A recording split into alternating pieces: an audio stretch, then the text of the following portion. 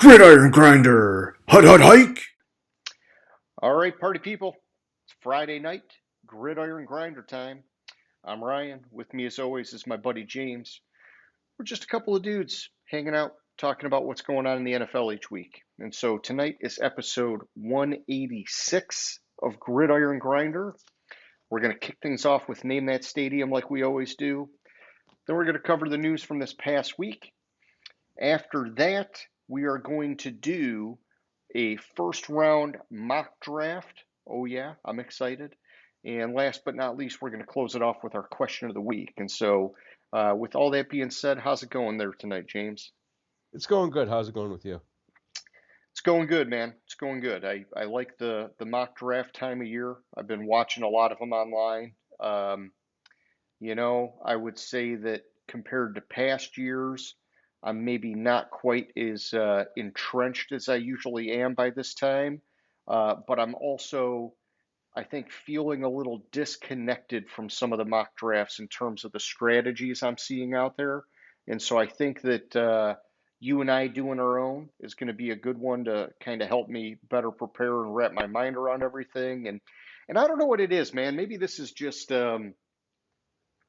everybody wanting to get fancy, but it seems like almost every mock draft I'm reading about now is projecting trades. And I don't have a problem with doing that. I think it's incredibly difficult to predict the future, right? But um, it seemed like in the past, and maybe this is just, my recollection, but it seemed like you would get a couple guys here and there propose some trades in their mock drafts, but a lot of them, like Kuiper and a lot of these other guys, would say, well, I can't predict trades, so I'm just calling it based on the picks, right? And it Yeah. just seems like now it's like more like a little bit of the Wild West, man. Everybody's projecting trades, and who the hell knows what's going to happen, but I guess it's all a guessing game anyhow, right? Yeah, pretty much. And I think you're right. Like pretty much let me see. Hold on. Bless you. Pretty pretty much everybody is proposing here. Like Kuiper would like propose like he would like throw one in there randomly sometimes, but it seems like everybody and their mother is proposing trades. I think this year is one of those years where where you could see a lot of trades because there's I think it's 7 teams that desperately need a quarterback, and there's Yeah. probably five potential starting quarterbacks in this draft, maybe six if you stretch the sixth one. Yeah, and I So wanna I wanna put a pin in some of that and save it for question of the week, right? Because yeah, um, that's one of my sort of I wouldn't say like my issues, but one of my feelings of being disconnected is with all the quarterback hype. We don't usually see this many quarterbacks getting this amount of hype. hmm But we'll come back to it, okay? all right, it sounds good. Okay, so yeah, before we get too far, I do want to just say, hey, anybody new to the channel, if you haven't already, hit us up with that subscribe button if you're interested in hearing about football every week, all that jazz. And when you get to the end, if you like it, give us a thumbs up and all that stuff. And so, James, with that out of the way, my man, why don't you do a little name that stadium for us? All right, as everybody can see, the probably five people that are watching. I'm Yes, the sorry, numbers are painfully low. three people because we get five, but a couple of them are multiples probably. But anyways, I'm traveling around different stadiums that host NFL games. First person guesses right will give me extra special shout out the following week. I mean, just fucking guess for God's sakes. I'm sick of saying this and then saying, well, nobody guessed last week. I gave it away last week, and I don't even remember where I was now. I think I was in Chicago last week. Um, yeah, I'm pretty sure I was in. Let me double check that. Yeah, I don't even remember where we were at, man. I think I was in Chicago, and But you've been it pretty good about giving it away, and we're still not getting any takers. yeah, and like because I was at least thinking Chicago last week because of let me see Man, they're fucking out of order. Uh,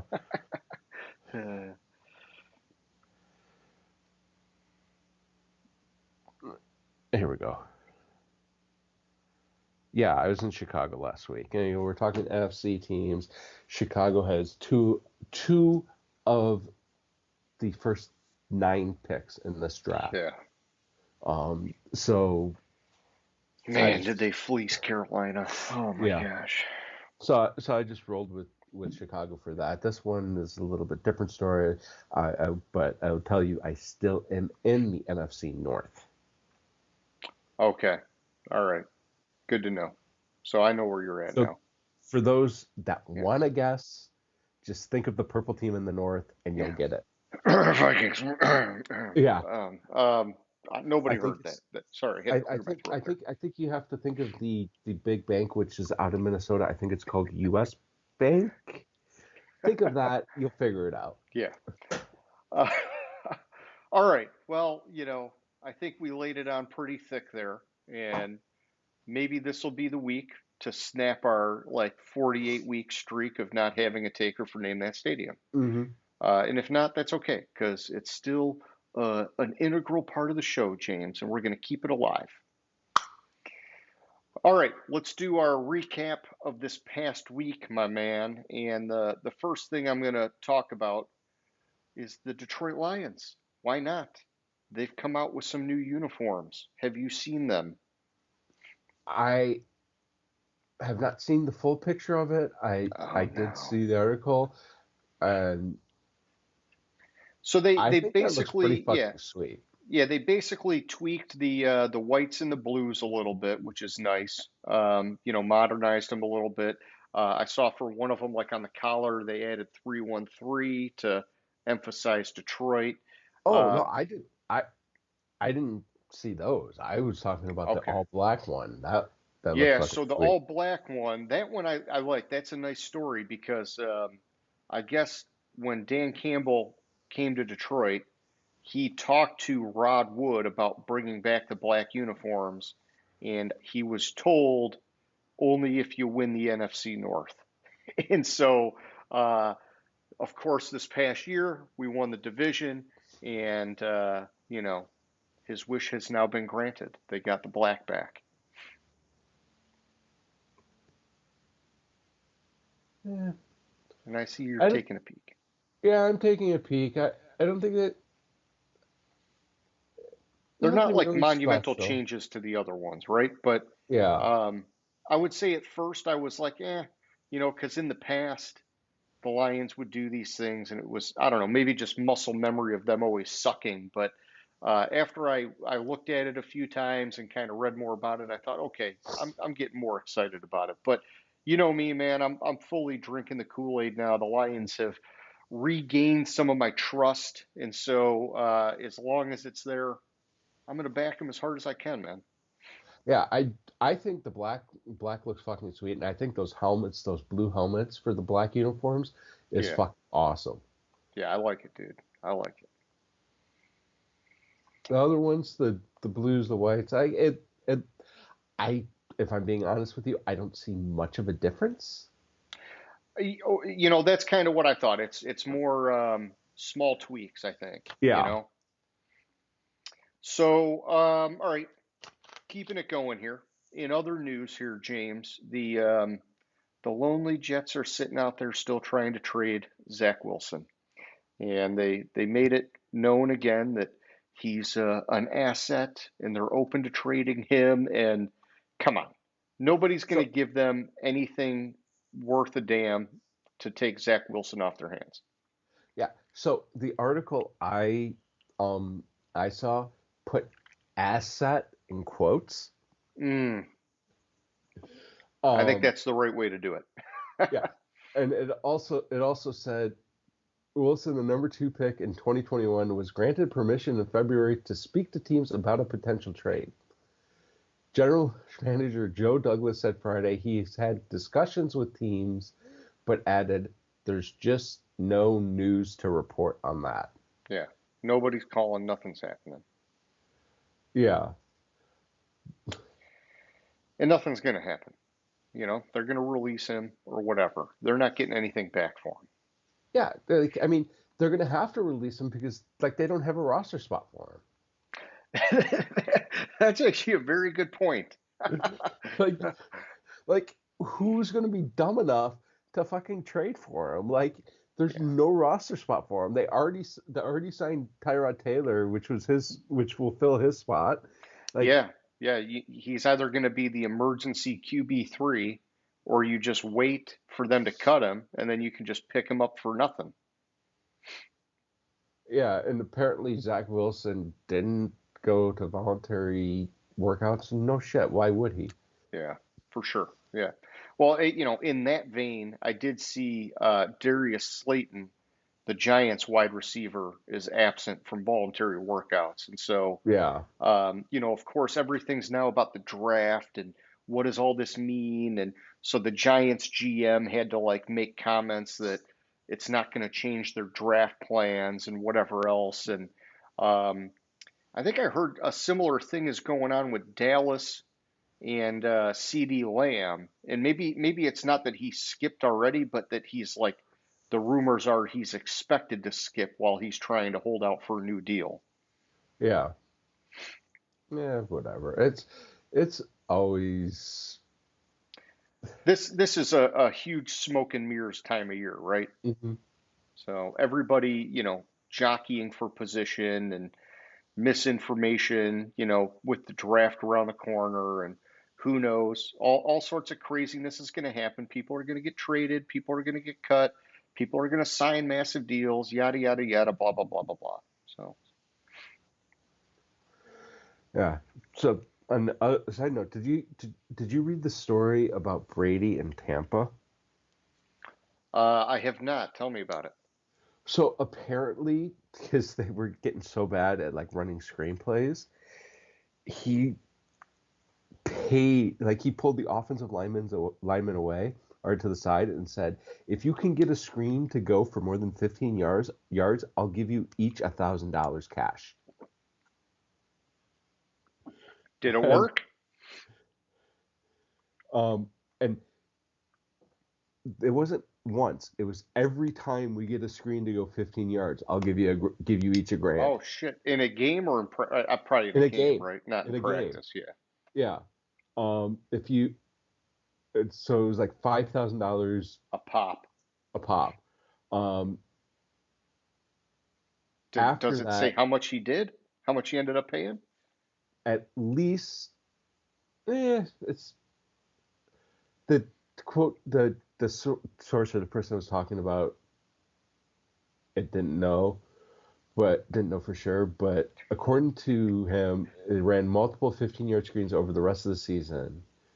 So it's at least, if it's multiple, he doesn't know because it was Yeah. like at some point during the season. So it was at least at least twice that he paid out. So he paid Oh, at least 10 grand, but yeah. they Drop in don't, the bucket for him. right. But it was probably more than that. Gotcha. Okay. All right, man. So I did see with the league's gambling stuff, a number of the players that were previously suspended indefinitely have been reinstated, and I Hmm. think like three of them were Lions players, I thought and it was so. two. In fact, here I'm going to try to click in the article real quick. 'Cause there were All five right, five three players three Lions reinstated. players: Quintez Cephas, C.J. Moore, and Demetrius Taylor, and Yeah, then but also Taylor was an ex-Lions player because he was a free agent at the time. okay, and then ex-Colts linebacker Rashad Berry and current Commanders edge Shaka Toney have been restored to active status, and so Yeah, and the um, league is still reviewing Isaiah Rodgers. okay.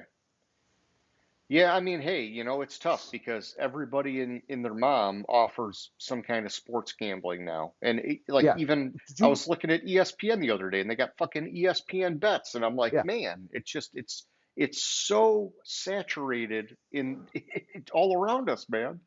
This is not football, so forgive me for this. And um, there's a big, big, big thing in the NBA with the Toronto Raptors where it's I forget the player's name. It's like kind of a fringe NBA player was suspended for life for betting on himself. He put himself under points in a game in a parlay, and then Oh, he faked he was sick, so he made sure he went under. He bet against his team, yeah, I'm good with that. You should suspend that motherfucker forever. I'm good with that and for sure. so I mean, like, and yeah, he's a fringe NBA player. He's G League NBA player, but still, like he's not the only one that's doing this. He just happened to get Yeah. caught because he put an $80,000 parlay bet with him in it to go Yeah. on. That's why it's such a slippery slope, man. You just can't allow any at all, because guys are going to do this. They're going to stack the deck and they're going to manipulate the game. And so, yeah, I don't know. I'd be totally fine with an all player ban and all even like coaching staff and everything. Like Uh-huh. anything if you are employed by an NFL team, you should not be gambling, not one bit, man. Yeah. So it was Raptors Jonte Porter who was given a lifetime ban by disclosing confidential information to sports bettors, limiting his own participation in one or more games for betting purpose, and betting on NBA games. Okay. So I mean, I know it's not NFL, but like this is it's it could happen in the NFL, and it's kind of related because we're talking about it. But so Porter disclosed confidential information about his own health status to an individual he knew to be an NBA bettor. Another individual with whom Porter associated and knew to be an NBA bettor subsequently placed an $80,000 parlay proposition bet with an online sportsbook to win $1.1 million. And this is wagering that he would underperform in a March 20th of this year game. He limited his own participation to influence the It should be outcome illegal. of one or more How bets is it on not his illegal? performance in at least one Raptors game. On the March 20th, he played only 3 minutes, claiming that he felt ill. Due to the unusual betting activity and actions of the player, the 80,000 proposition bet was frozen and not paid out. Good. Fuck that, man. In addition, while traveling from January to March, while traveling with the Raptors or Raptors G League team, he placed at least 13 bets on NBA games using an associate's online betting account. They Yeah, ranged that's where from, it's going to get really hard, right? Because how do you stop these guys from letting somebody else or using somebody else's account, right? yeah, You do the geolocating like the NFL's doing, where, okay, if you bet on the team facility, we're going to bust you. Um, but that's only going to stop them from that. It's not going to stop them from, well, I'm at home with my buddies and I'm just going to hop on Tom's app over there or whatever. yeah. So the good news about it is there was an ESPN story on March 22nd, 2 days after the illness game, and he was he was out for the rest of the regular season after a ESPN story detailed gambling irregularities involving games in which he played. Okay. Shady motherfuckers, man. Yeah, shady motherfucker. It's fucking nuts that why would you I mean, yeah, you're a fringe player, but still that's like how many people, and I think that, and that's also what the NFL is concerned about, betting on the premises of betting on NFL games. Yep. Yeah, I mean, if one of them's an $80,000 bet, I mean, Yeah, if by winning that bet, it would have paid out $1.1 million. yeah, yeah, that's nuts, man. Yeah. All right. So keeping it moving here, man. Another news I saw: former Baltimore Ravens running back J.K. Dobbins has Hmm. signed a 1-year deal with the Chargers. So they now have two former Ravens running backs because they brought in Gus Edwards. I like Dobbins, but man, he's always hurt. Um, I think, they've talked up Gus Edwards as being their workhorse back, however you want to put it, whatever else. But I'm still expecting to see those guys draft a running back at some point. Um, you know, I don't know if Harbaugh's going to go and get his guy from U of M or whatever, but whatever his face is, I forget his name. But I see them getting a running back in maybe the mid rounds because they just gotta stack that cupboard, man. I mean, it's bare from where it was at, and Hmm.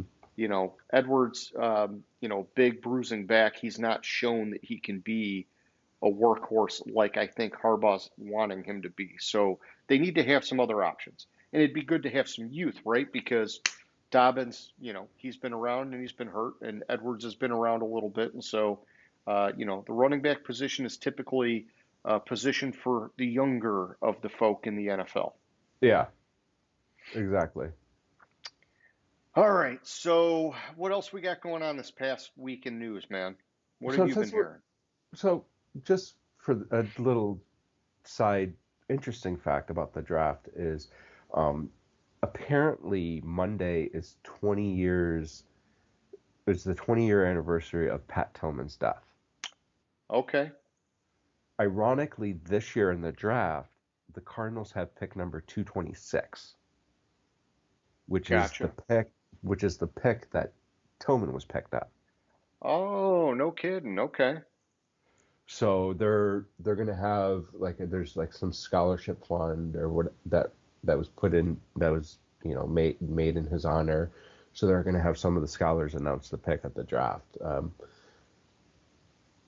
So those that don't remember Tillman, he was a linebacker for Arizona, and he played for Arizona State, I believe. Oh man, I don't know why I was thinking he was a safety, but yeah, thanks for Was he a saying that. safety? Yeah. I thought he was a linebacker.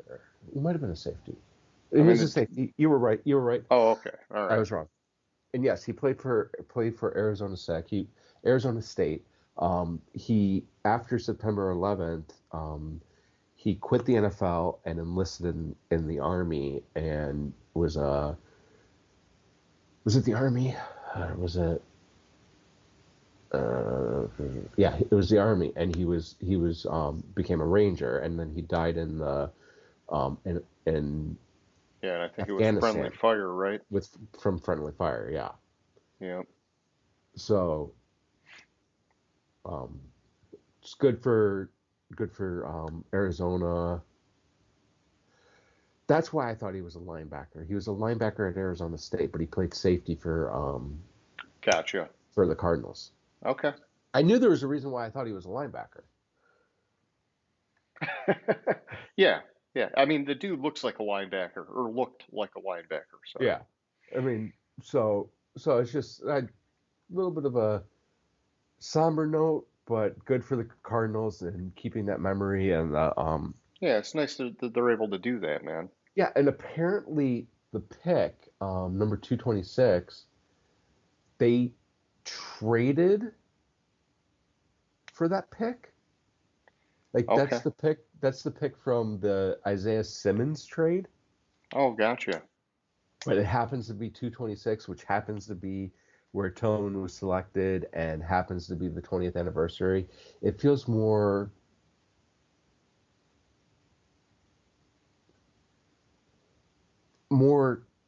not happens to be more specifically done by the Cardinals. Oh, gotcha. Okay. An intentional, Yeah, uh, more you know, intentional. Thank you. yeah, yeah, going to be something for the media. Okay. And that's okay. That's okay too. I think that's fine too. I mean, the guy deserves to get, recognized and remembered and, one of a true American hero kind of thing, right? So, Yeah, exactly. And it's also a reminder, like Pat Tillman is a reminder that there's more to NFL players. yep. I had because I wanted to look it up. I was like, why are they making a big deal about pick number 226? So I looked, I went to his Wikipedia page, and apparently he graduated from Arizona State with like a 3.85 GPA. Yeah, and I'm glad you said that, right? Because we always hear about the other side, the guys Yeah, that are getting DUIs or getting arrested for domestic violence or whatever exactly. else. And it's nice to see that, some of these guys are really legit, upstanding people. And I know that the NFL does their honors every year to try and recognize that, but it seems like because that's a one time a year thing, so much of all this other stuff just gets lost in the mix with all the negativity. Exactly, and it does, and um, it gets lost in the negativity. But first of all, there is a human side to every NFL player, but not all of them are assholes. Yeah. Well, that's nice. What else do you have news-wise, man?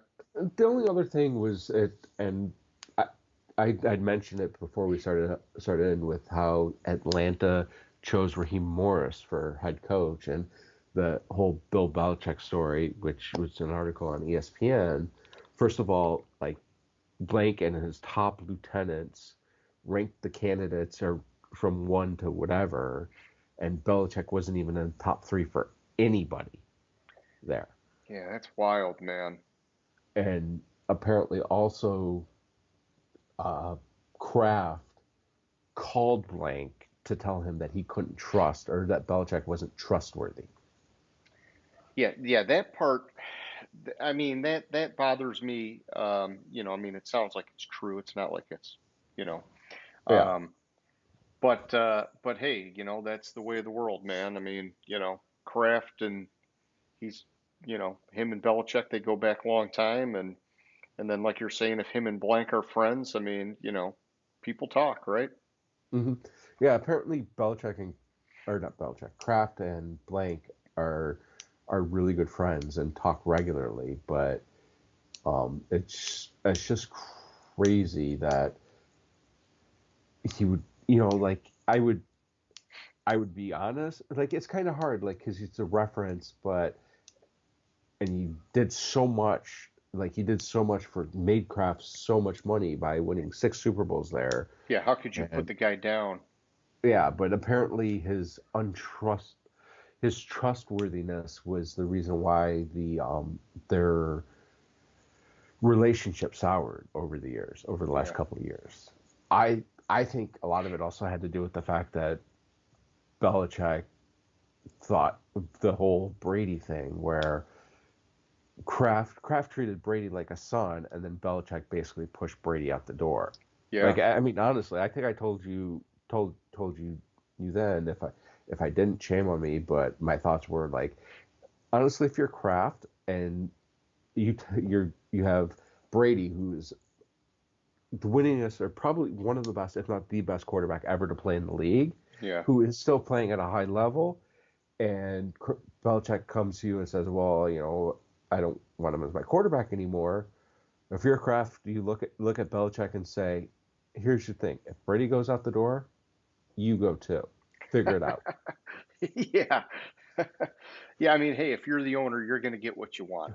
Yeah, because if you look at it like right away, the next year Brady won the Super Bowl with Tampa Bay, Yeah. Yeah, that was wild, man. and then the following year Brady beat the shit out of New England on Monday Night Football Yeah. in New England.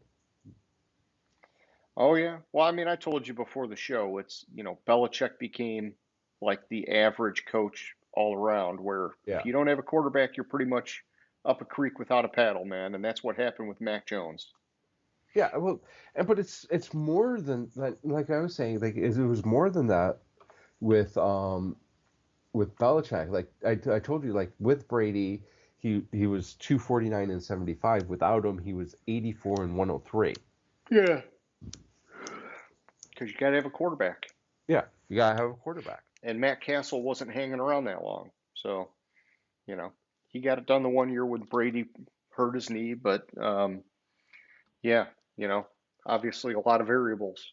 But I Yeah, do and believe 15 of Mac those Jones wins. was the downfall. Yeah, Well, I mean, you look at Belichick, like his drafting was atrocious. He was really bad at finding wide receivers. He was Um, really bad at drafting, period. Name one good draft pick that Bill Belichick made he, besides Brady. I mean, I would just say that historically he's been able to stack the defense, Yeah. right? And he's been Historically, able to stack the offensive line. And so he's been really good in some of those regards. But yeah, you're right. Other than Brady, he's not found a quarterback. And, he's never found a wide receiver. He kind of got lucky, right, with Wes Welker because he was on the Dolphins practice squad and they plucked him away. And then, he converted Edelman from a college quarterback to a special teams guy that ended up turning into a phenomenal receiver. I mean, that was almost just a little bit of like amazing luck, basically. Aside from that, yeah, he struggled with some of those big positions, man. so I just looked. I guess he didn't have like he struggled with some of them, but he like obviously Brady. But he drafted Edelman in the seventh round. Yeah, He drafted Gronk in the second round. Seymour was a first rounder. That was kind of Vince Wilfork was a first rounder. So he had a couple like back in yeah, the and day. some of those guys are going back a lot of years, right? Yeah, Like it's more the recent years that have been the issues. right. Right. So I look at his quote top 10 draft picks as ranked by I think it's on Yahoo Sports or it's NBC Sports Boston did this. It ranked Bill Belichick's top 10 draft picks. The most recent one, let me see, McCourty in 2010, Yeah, and that's a long Gronk, time ago now. Gronk in 2010. Those are the two most recent ones. And then like you go to like honorable mention, you have like a couple like 26 like but you're still going back 8 years Yeah, like with Joe Thuney or Trey Flowers in 2015, Shaq Mason yeah, 2015, but yeah. But even nothing. 2015 is 9 years ago, man. Yeah, like nothing like even their honorable mention. The most recent is 2016. Okay. Yeah. So I don't know. I think you can definitely make the case that he's washed up too, but um, it's hard to not get sucked in because of the legacy, and all the years of success. But the league does change, and maybe he's you know no longer in tune with it. Yeah, and plus it's more like the GM coach hybrid is kind of out of favor with the league. Yeah. Yeah, it's good to have checks and balances. Exactly. All right, my man. Um, what do you say we wrap it up with the news here and we move on to our first round mock draft? I'm good with that. Okay, so I've got a an Excel file open. We're going to populate it as we go. I'm going to be referencing the Chad Reuter article that we've done the last couple weeks that goes through the draft order and then, in his opinion, the team's biggest needs going into the draft. I will also be referencing the ESPN.com best available list for our prospects, which I like that they give you a nice overall ranking and then by position. And so as we're going, we can kind of cross guys off the list and, sort of debate back and forth as we go because, I'm not like set in stone on any pick necessarily. And there's always pros and cons for every guy and every team and all that. So, but like we've done in past years, we have flipped a coin to figure out who's going to pick first. And so, if you have a coin handy, we can do a real coin, or if you would like, I have a flip, well, it's called Coin Flip app. Just do the coin flip app because I who has coins anymore? Actually, I do have a coin, but I don't feel like flipping. So Okay, so I don't know if you can see this. That's the Statue of Liberty is tails. Not really. It kind of washes Okay. out. And then let's see if it gives me the other one. Okay. George Washington is heads, obviously. And You gotta so hold it up a little bit. It still kind of washes it out. what if I hold it back a little bit? Yeah, No? it's fine. I'll trust you. You trust me? Okay. Oh, yeah. If you hold it really close, I could see it. All right. So I'm going to hit the button and you call it in the air, heads or tails. If you're right, you can decide if you want even or odd. All right. Okay. It's in the air. Tails. It was heads. So that means I get to decide if I want even or odd. Um, Dang it, now I feel guilty because if I take odd, I'm going to get the Lions pick, and I'm sure you were chomping at the bit to get it.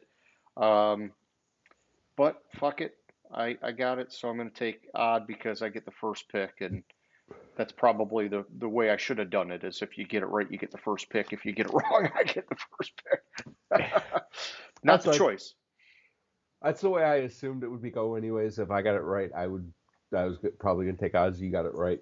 You probably can take odds. So All right. I mean, the first pick's probably the easiest one, but Yeah, yeah. Let's start it with a super soft one, and yeah, I'll kick it off here. So, Chicago has the number one pick in the draft.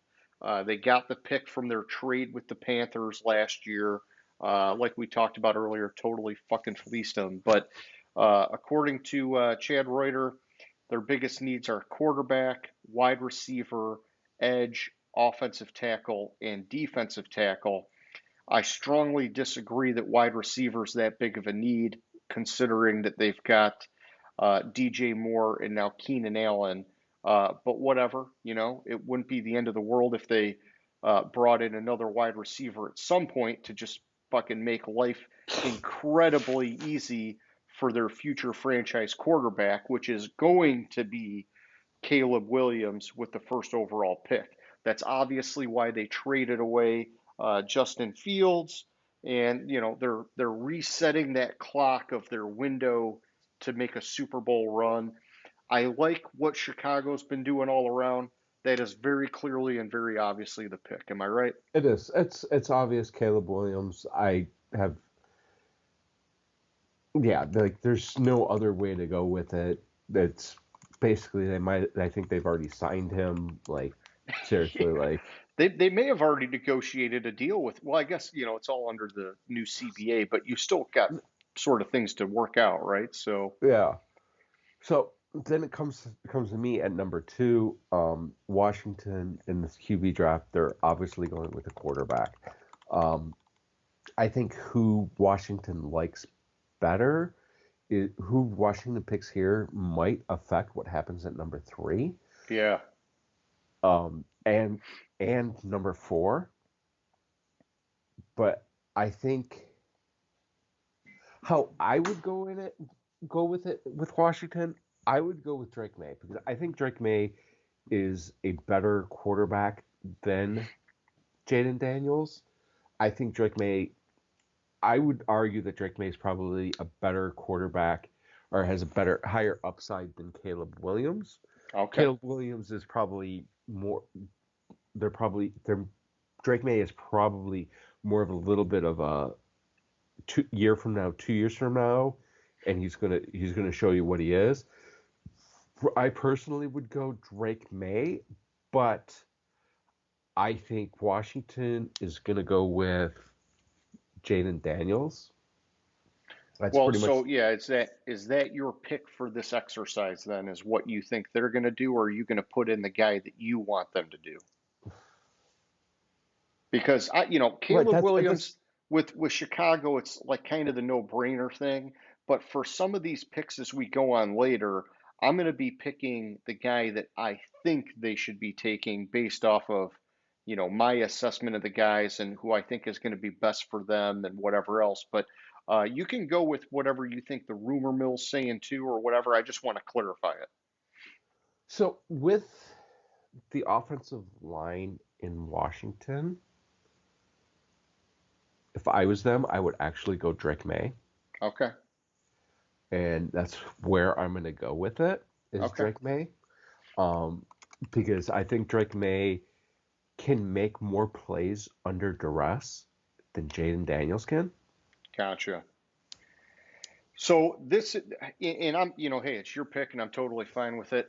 Um, and when you look at the ESPN best available, they're very closely rated. Drake May's at a 93, Jaden Daniels is a 94, which, by the way, just for an FYI, Caleb Williams is a 97. Um, I would actually go Jaden Daniels because something about his tape when I watch him, his mobile ability, it just all of this kind of screams to me that he's got like a ceiling that is sort of uncapped at this point, and we're seeing the league evolve where these mobile quarterbacks are becoming more and more prevalent, more and more important, and they can have more like instant impact. But historically, I've always been more of a traditional quarterback fan, and so Drake May probably fits that bill more. So, I mean, I can't argue either way. I'm just giving you my 2 cents. Yeah, and like I'm trying to look up, and while I think of it, I wanted to look up who their offensive coordinator is in Washington because that could affect it too. Yeah, definitely could. Yeah. So their offensive coordinator is Cliff Kingsbury, who, Okay. Yep. Quarterback kind of guru sort of guy. yeah, quarterback kind of guru kind of guy, but he was with Arizona when they drafted Kyler. Yeah. I agree with you. I think they probably will go Jaden Daniels. I just like Drake May more. That's all right. So we're putting Drake May at 2. I have no problem with that, and I think I'm a little bit averted to Drake May to Washington because I think we talked about this before. It wasn't Sam Howell from North Carolina. He was, wasn't he? Yeah, and so something about that tells me it might ruffle the feathers of the fan base a little bit, but the reality is these are two completely different guys, right? And so you can't connect them like that, but people have a habit of doing it. Yeah, and but plus also you got to understand that Sam Howell was a fifth round pick. Yeah, totally different player, totally different situation. I'm just saying that's a weird connection that somehow gets in people's brains at times. Yeah, but see the way I look at it, like I think they would really look to Drake May because Cliff Kingsbury could be adverse to the mobile style quarterback because he didn't have any success in Arizona with what's his face Kyler. Kyler, eh, Yeah, I got you. Okay. but Jaden Daniels is a far better quarterback than Kyler. Far far better. Well, all right. So if we're good there, we'll go to number 3 then, James. And so Okay. that's the New England Patriots. And the Patriots are another one of these teams. Huge quarterback need. Mac Jones is gone. Um, obviously Tom Brady is long gone. um, so the Patriots are starting over. And what better way to do it than going out and getting your franchise quarterback? You got a new head coach. It's time to get some, fresh meat in there. Um, we're debating Drake May and Jaden Daniels. So if Jaden Daniels is the guy on the board here, I think they take him. I think New England, when you look at the roster, they have some sneaky good talent, which is deceiving because of how bad they've played these last few years. But they've remained pretty strong in the trenches. They've remained pretty strong on defense. And so I don't think that there's like a big liability with going out and getting a quarterback. I know at some point we might talk about that with a team where it's like, hey man, don't go and get a guy if he's going to get sacked 70 fucking times because you're going to wreck his career right out the gate. But I don't think that that kind of thing is a concern in New England. And so I'm comfortable slapping Jaden Daniels here at number 3, my man. So I think New England needs so many pieces that this is a pick that's primed to be traded. Yeah, and so if we're going to I'm trade, not you would I'm put not one. dis I'm not disagreeing with you that the next quarterback, whether it's Drake May or Jaden Daniels, is going to go here. But I think the number three pick is going to be traded, and it's going to be traded to either New York. More to come on that. As the Giants, you're saying? Yeah, the Giants or Minnesota. Yeah, I gotta believe Minnesota's going to try and trade up, and I know that they brought in Jaden Daniels for an interview, Yeah. so that could be an So intriguing one. so I think New England might go the route of pieces. I think if they stay, whoever is here, I agree 100%. Jaden Daniels or Drake May, like that's the top three right there. Yeah, Like, and what did they do? Did they bring back Jacoby Brissett? I think oh I gotta look shit, at it. Let me uh, just see. I think you're right. Yeah, they brought him back, and so hypothetically, if if they had some massive offer to trade out of the spot, they would have a bridge guy for a year while they go back and figure it out. And that's not a horrible idea because, yeah, you can basically build this team, in a new image and you know take it slow and steady, right? Bill Belichick just left. You don't have to, hmm you know, be a freaking hero right out the gate. So, So we're gonna pause for a second. For the teams that have two picks, are we alternating? Like if it happens to be like two odd picks? I was just gonna say you could just take them twice, but we can That's fine too. rotate it if you want. That's fine too. It just occurred to me, but we can take them twice. I'm good with that. Okay. All right. So James, that takes us to number 4 with the Arizona Cardinals for you, my man. So I think I think some teams might offer Arizona a haul for this pick, but I think there's a no-brainer at this pick for Arizona, and you go out and you get this guy. You don't you don't pass. You wouldn't pass on Larry Fitzgerald. Why would you pass on Marvin Harrison Jr.? Marvin Harrison Jr. is Larry Fitzgerald. Like he's their franchise number one wide receiver. He'll be there for a long time and make a lot of big plays for Arizona. I think a lot of what I'm seeing is Arizona is probably going to move out of this pick, but I it's a no-brainer for me to pick Harrison Jr. there. So do you think they'd be moving out because a team's trading up to go after another Yeah, quarterback? yeah. I've been seeing a lot about Minnesota trying to trade into the number four pick Okay. to get what's his face from Michigan. JJ McCarthy. Okay. Yeah, I've also but if you can get into the number three pick, you can get a better quarterback, Yeah. and I think the New York Giants could trade up to get a quarterback. Yeah, even I though they're think, kind of committed to Danny Dimes right now. A but lot they're of only rumors. committed to him. He's only on the books for one season. They don't have a quarterback on the books for 2025. I know, but isn't it a lot on the cap, I guess, but yeah, I mean, if you're drafting a quarterback in the Right, but first round under the new They're not CBA, it's committed to not him to killing you. 2025. Yeah. Like Uh, uh, they have nothing for 2025. yeah. But so you would just have two guys this year. It'd be an Yeah, awkward year. I mean, look what the Lions did last year with Hendon Hooker. I think that's different, but, you know, they didn't go and get a guy in the first round. It's true. But, That's that is true. That is you true. get a guy in the first round, it's a clear shot across the bow to your incumbent, right? But all right.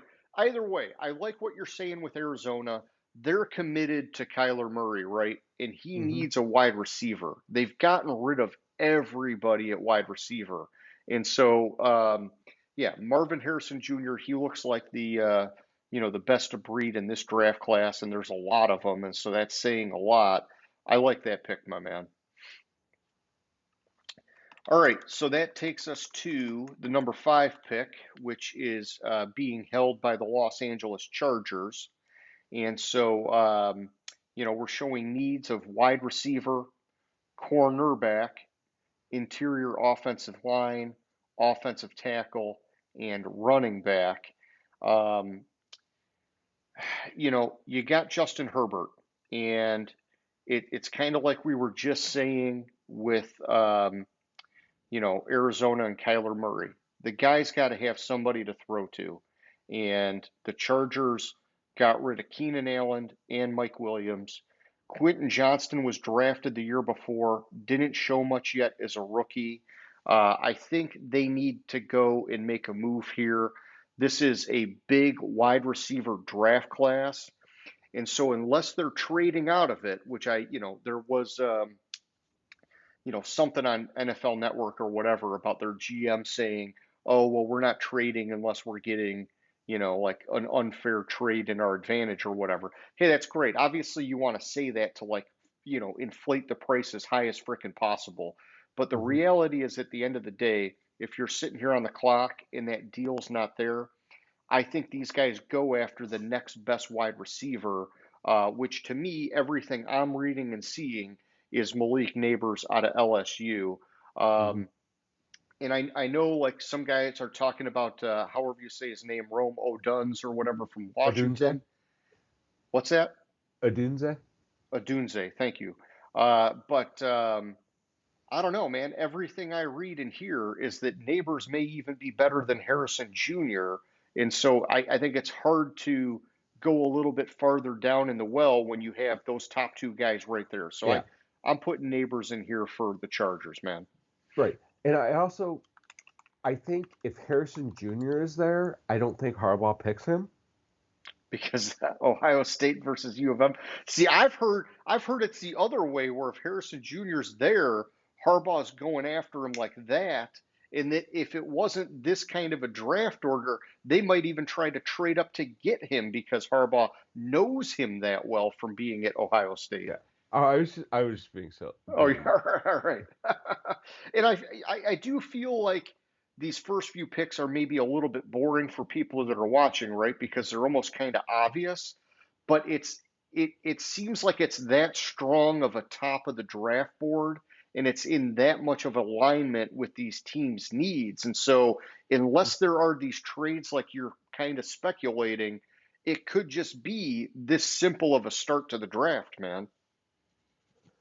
could be like, which gives us number 6 with the Giants, which I think they're trading up. But so their needs. Let me make sure I have the right article. It was a CBS article, right? Interior Yes, I offensive was using line. the NFL.com one from Chad Reuter, but you can use the CBS one. I think they were fairly close when we were looking at them. Okay. No, I had both of them, so I just couldn't remember. I'm going to use the CBS one because the CBS one is better and more up to date, I believe.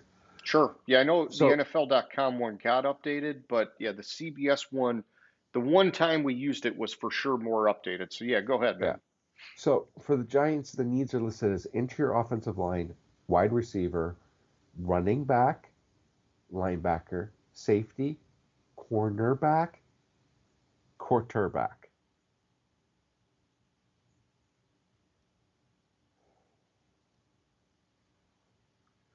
See, this is probably the first, like, what do you do pick? Like, Yeah, if if they you don't go, trade up, right? if they don't trade up, because if you go by need and best available, next one on the line is a Dunze. And it's not that far down on the board, right? So ESPN has him as the number 6 guy available. Yeah, So, and here I want to look at the rating real quick. So Adunze's a 93 compared to Neighbors at 95 and Harrison at 95. So it's not far off. but it's also not that far off if you go down to the 20th Yeah, who's overall the next guy guy? with the next guy, Brian Thomas, who's a 90, Yep. or the next guy, Adonai Mitchell, who's an 89. Like, Yeah. So all right, maybe if they don't trade up, could you see them potentially trading down to get more value and pick up some additional draft picks? Not that we're going to pencil that in here. I'm just saying hypothetically. I want to see when their next pick is. Sure. Uh, And it's by the way, you mentioned interior offensive line. Historically, this is extremely early to take an interior offensive lineman, right? Typically, you would see an uh, offensive tackle go this high, or a team would sort of like defer to like the next biggest need. so their next pick is the 15th pick in the second round. Yeah. And here's the thing is like Daniel Jones has never really had a stud set of wide receivers, right?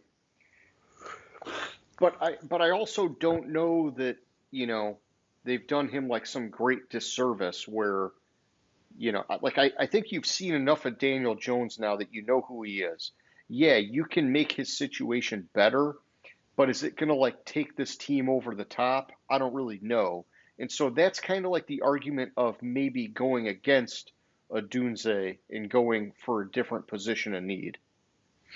Right, but when you look at the other positions you need, edge, so Dallas I think Turner, maybe if you Dallas wanted to go Turner, edge, which you know, is he's it's not he's that right far of a there, stretch. and he's a Laosu's 93 option. rating.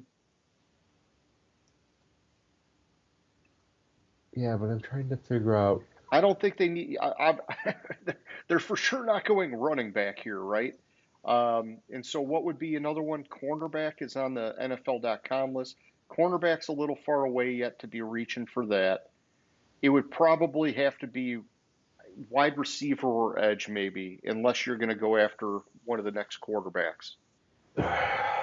Yeah, and see that's where I'm struggling with that because like if they wait till the second round to get the wide receiver, you're Yeah, still looking at probably like a 70. You're looking at a 79 or an 84, which that's a the 84 if he can last that long, um, isn't that bad of a drop. But then when you're getting into the 70s, you're like, yeah. Now it's a little more questionable. yeah. Well, and the interesting thing here is, looking at the next available quarterback, you got J.J. McCarthy, but you got to go down to 17th overall on the ESPN list. And this is just where I know these quarterbacks get hyped up and they go flying up the board, but man, I would just hate to see them give up 10 picks of value like that. No, I think if they do a quarterback, they trade up. Hmm. They're going after Jake May or Jane Daniels. They're not going to pick J.J. McCarthy here. I think J.J. McCarthy will go in the top 10, maybe 11, but But to they're not. somebody else. But to somebody else. I don't think at 6. If New York stays at 6, I think they do one of two things. They trade down. Um, but I'm gonna go with the Dunze here. Okay. Like I think, like if you could guarantee that the number 11 wide receiver in this draft is going to be there at 15th pick of the second round, I might take the chance on the edge guy. But after number 11, you're going down into the 70s for the rating of the wide receiver overall rating, and Yeah. that's a big drop from what you could get with the Dunze. So I'm gonna go with the Dunze here. All right. I like that. I like that pick. I can't really argue against it. So that takes us to the number 7 pick, which is the Tennessee Titans. And let's see. I'm just double checking this. So they brought in Brian Callahan at head coach to replace Mike Vrabel.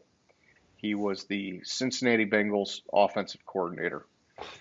And when you look at the Titans' needs, you've got offensive tackle, edge, defensive tackle, wide receiver, and linebacker.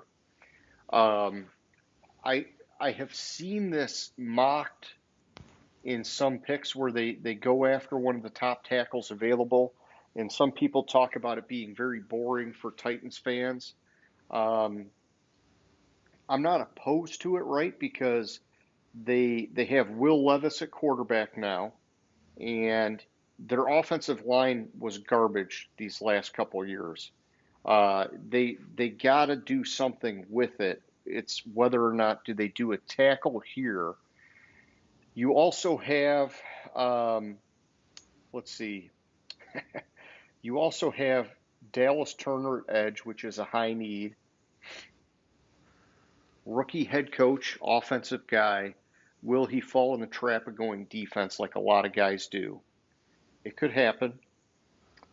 Could there be a surprise pick here, James, where you go after Brock Bowers, the top tight end who's supposed to be a generational tight end, and you give your young signal caller that safety net on the inside of the field?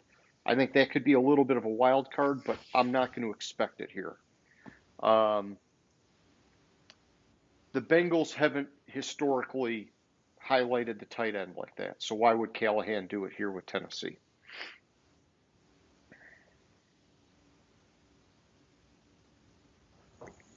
It's not a sexy pick by any means, but I'm giving them that top offensive tackle. I'm giving them Joe Alt. I think they're fortifying the offensive line.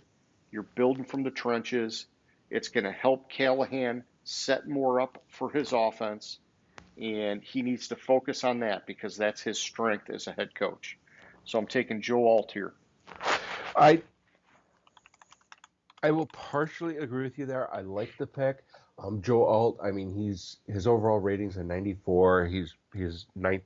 It's not that much of a stretch. I think Dallas Turner is about the only defensive player that has the potential to go in the top 10.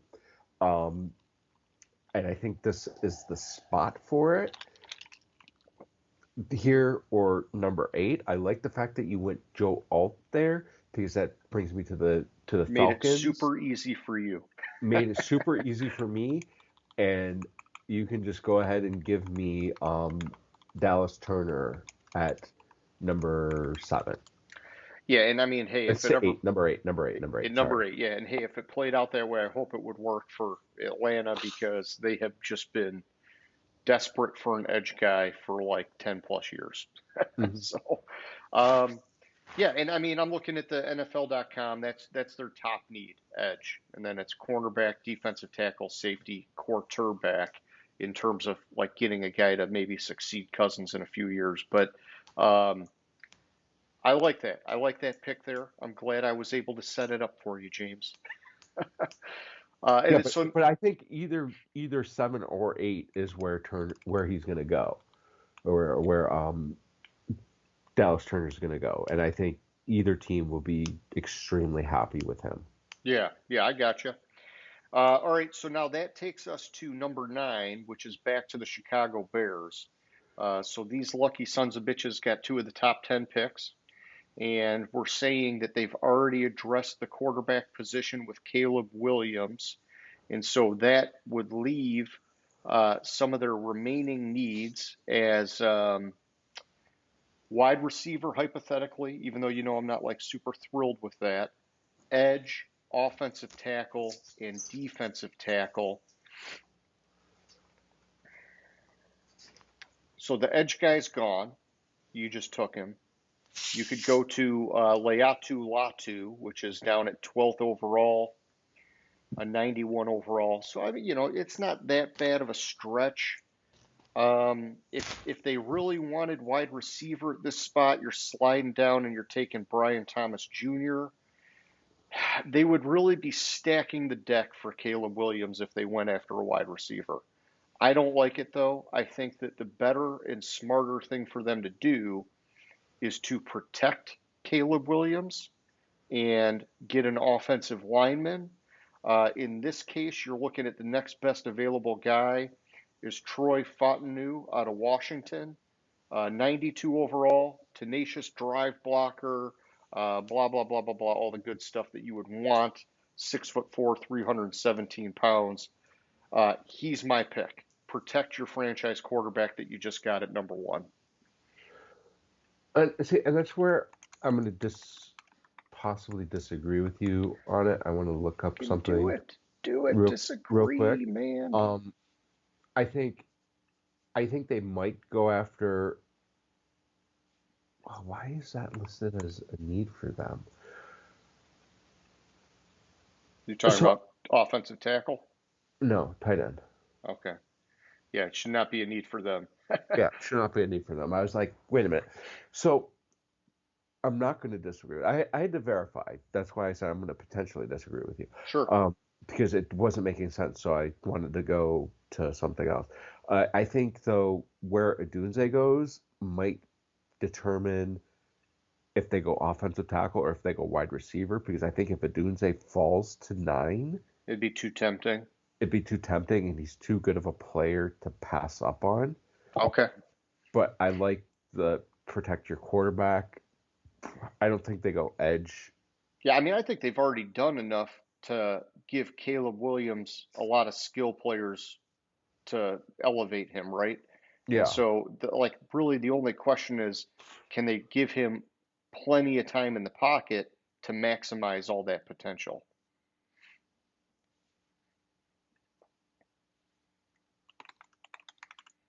So that brings us to the New York Jets, whose needs are. Let me get to back to the right article.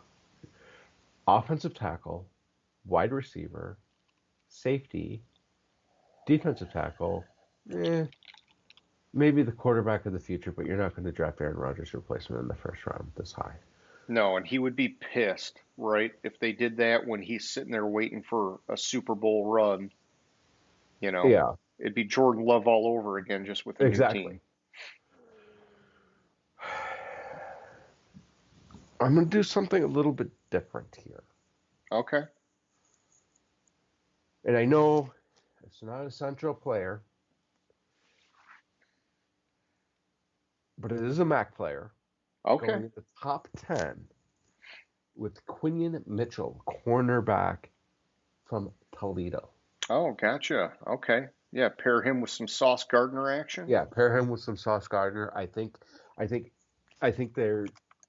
It's not necessarily a full-fledged need of theirs, but I think they could use some help on the other side of the field, opposite Sauce Gardner. They just picked Sauce Gardner in the first round, in the top 10, I believe, and he was freaking phenomenal Yeah. for them. I think they could do it again. I could also see them going after an offensive tackle here, but I don't like J.C. Latham as Okay. a top 10 pick.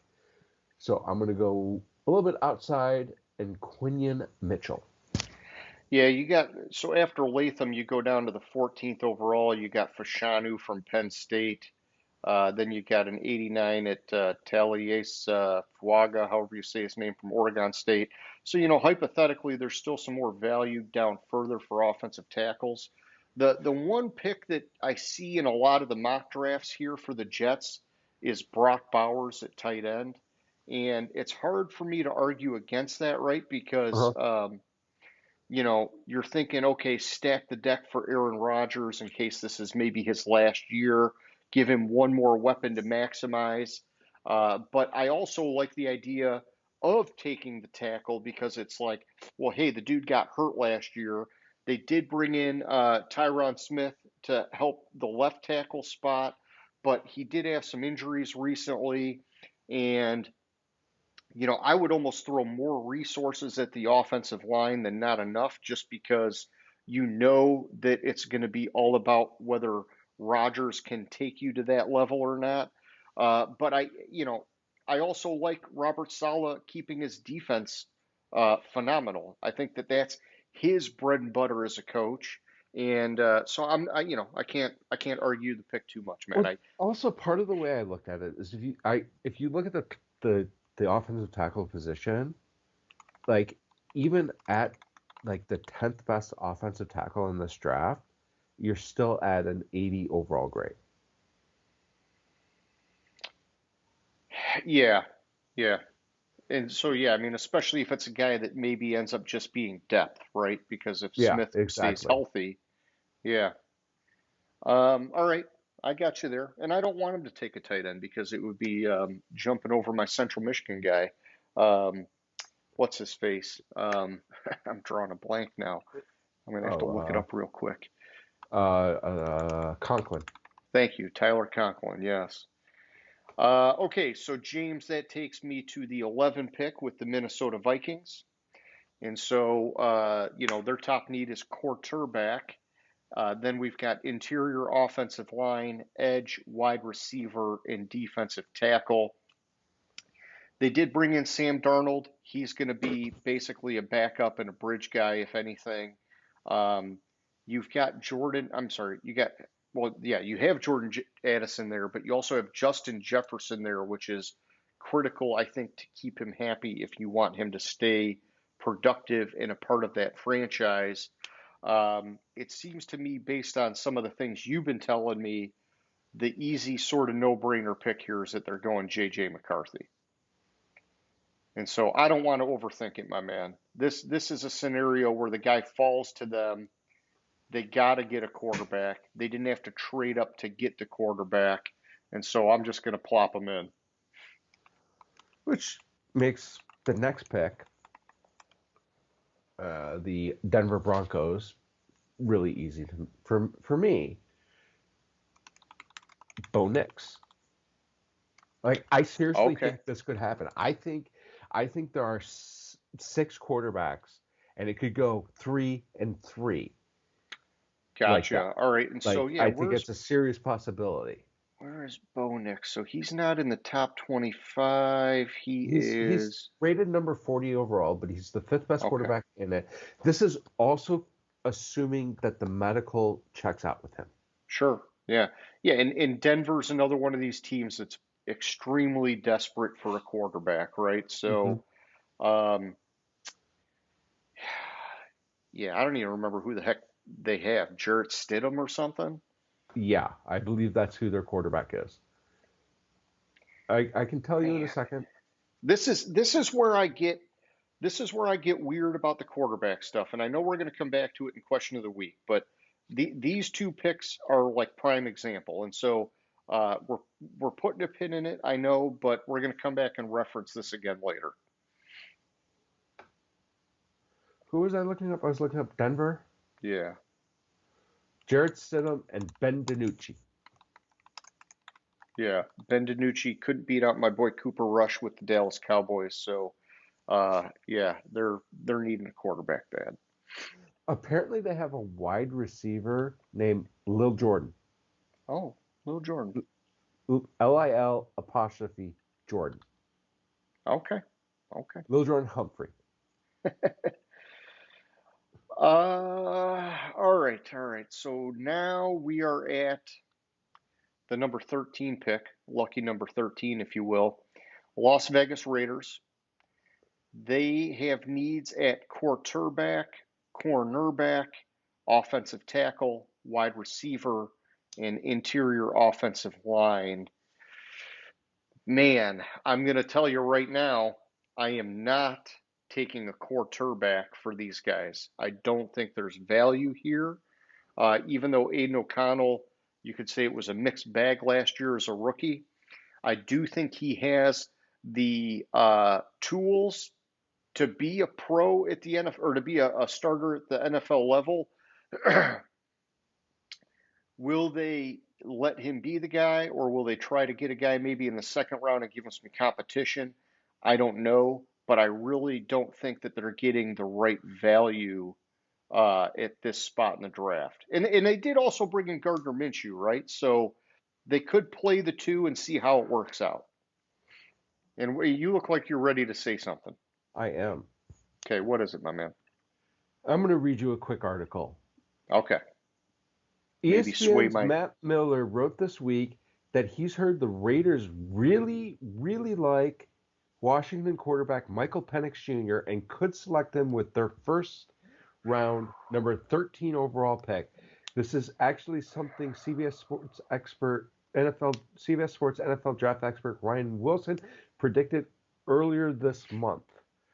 Penix he led Division One Division 1A or Double A, the Bowl subdivision in passing yards with 4,903, and became the first quarterback to. He also became the first player since Patrick Mahomes to register multiple seasons of 4,500 plus passing yards and 30 touchdowns. Oh my. Okay. He was 2023 Heisman Trophy runner-up.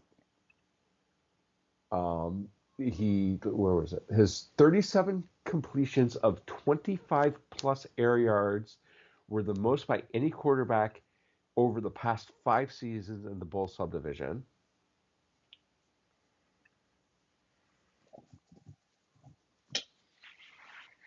You've got Antonio Pierce as the official head coach. He's a defensive-minded guy. They have a big need at cornerback, and they could get a guy here. They could get Terrion Arnold, who's a 92 rated overall guy. I think that's a lot of value. I'm not locking it in yet. I'm just talking it out. Then you've got a big need at offensive tackle. I know you're saying you're not a huge fan of J.C. Latham. I wouldn't mind him here. I don't think he's a top 10 pick, but at sure, at yeah, 13, for the pick we were talking about earlier. I got you. For the pick we were talking about earlier, he would be good here, and this is a situation, in my opinion, and I know I got to make the call on this pick. This is a situation for me where I think the team has a weak enough offensive line that it would be a bad move to stretch for a quarterback. And that basically means it's between Latham or dropping down and taking Terrion Arnold at cornerback. I could see the temptation to take Latham. I'm penciling in Terrion Arnold. I want to see Antonio Pierce win with defense, which is what he was doing last year, which is what gave him the official head coach job when he was the interim head coach. And so I'm going defense. I'm taking Terrion Arnold here. Sorry, I just saw something crazy on another mock draft. Holy shit. What's that? All right, so Caleb Williams, Drake May, 1-2. Patriots select J.J. McCarthy. I've seen that on some of them, yeah. And Vikings trade up to 5 to get Jaden Daniels. Okay. It could happen, man. I still disagree with J.J. McCarthy getting all this hype, but I could be wrong. It's not the first time that, wouldn't be the first time I'd be wrong. I just, I don't get it, but, that's just me. Oh, that's what they did there. That's interesting. They mocked a trade for the Raiders back into the first round to pick Penix at 30. Ah, gotcha. All right, that brings me to New Orleans, and you took the offensive tackle. No. I took the cornerback. Cornerback. So I took Terrion Arnold. Okay, makes it easier for me. I like doing that for you, James. So next up, we have the New Orleans Saints. Needs are edge, wide receiver, offensive tackle, cornerback, defensive tackle. So there's some value with either of these guys too. That actually makes it harder. Okay. Yeah, you were saying edge was one of them, right? So you'd be looking down at like Latu, or J.C. Latham. Defensive tackle, Byron Murphy. Yep, I've seen him going high in some drafts. That's not a horrible one. wide receiver would be a little bit of a stretch here with Brian Thomas.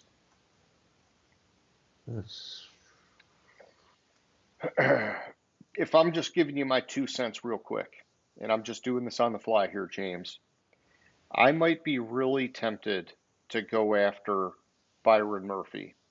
And the reason I say that is that um, those interior defensive linemen, the defensive tackles, whichever technique they play, have been extremely hard to find in recent drafts. Yeah, And, I know. But that's just my 2 cents. You've got Derek Carr.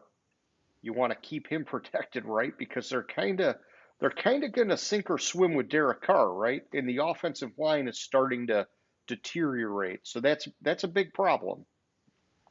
Yeah, and that's where my debate is.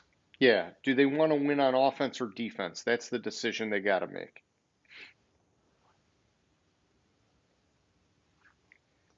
If you're going offensive tackle, we're looking at a trench guy either way, which I'm obviously pro for until your team develops enough. All right, so here's the thing. J.C. Latham is a right guard. They have a right guard. They don't are a right tackle. They have a right tackle with Ramchak. Okay. What Um, about Fashanu? Did he play Fashanu, I don't questionable have tape? He could develop into an elite pass blocker. I don't see a note on which side he played, and I like your pick. The defensive Uh, tackle. yeah,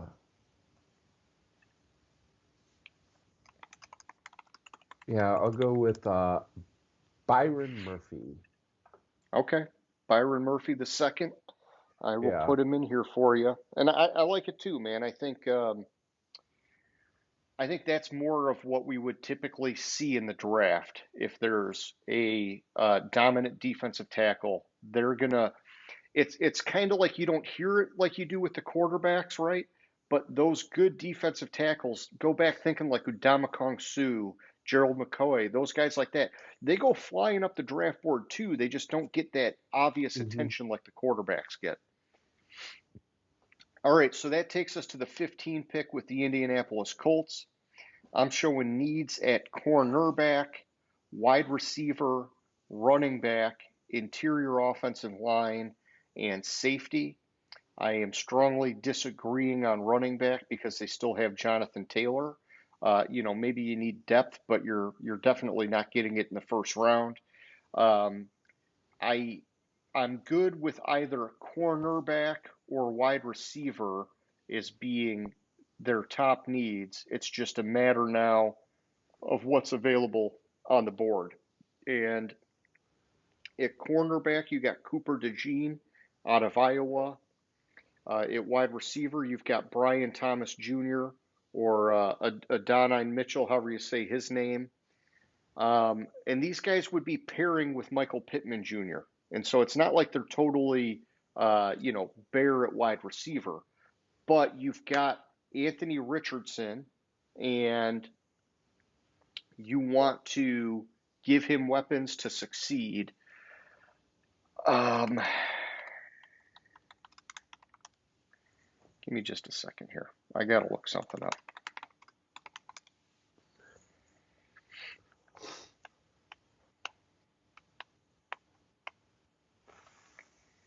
Who do they have at tight end, James? Um, I will tell you Mo in a Alley second. Cox, Jelani Woods. Yeah, I think we talked a lot about how they also have Kylan Granson and Will Mallory, and I think we talked about how they needed a tight end. Yeah, with Brock Bowers still sitting there on the board, Yeah, I look at Anthony Richardson as fairly similar to Lamar Jackson style quarterback, Mm-hmm. and we see how successful he is with Mark Andrews at tight end. Um, I think that that's the spot for Bowers. His fall I stops here. I think that's an amazing fit for the Colts, my man. I think I 100% agree with you. And actually, I didn't want to tell you, was trying not to tell you this, but this is where I think if Brock Bowers is there for the Colts to take, I think they're running that pick in. All right, cool. Well, I'm glad that we agree on that one. All right, All right, next up you're up with we have the Seahawks at Seahawks, 16. who have their listed needs as quarterback, linebacker, interior offensive line, defensive tackle, and edge. I think here, I want to see something real quick.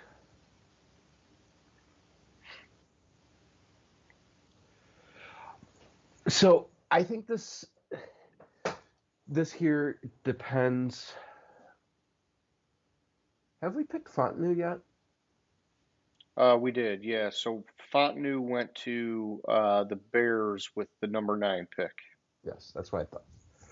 So I think it depends a lot on if Fontenot's available here because Fontenot can play interior offensive, he can play guard or tackle, and if Fontenot's here, I think that's a no-brainer selection for Seattle.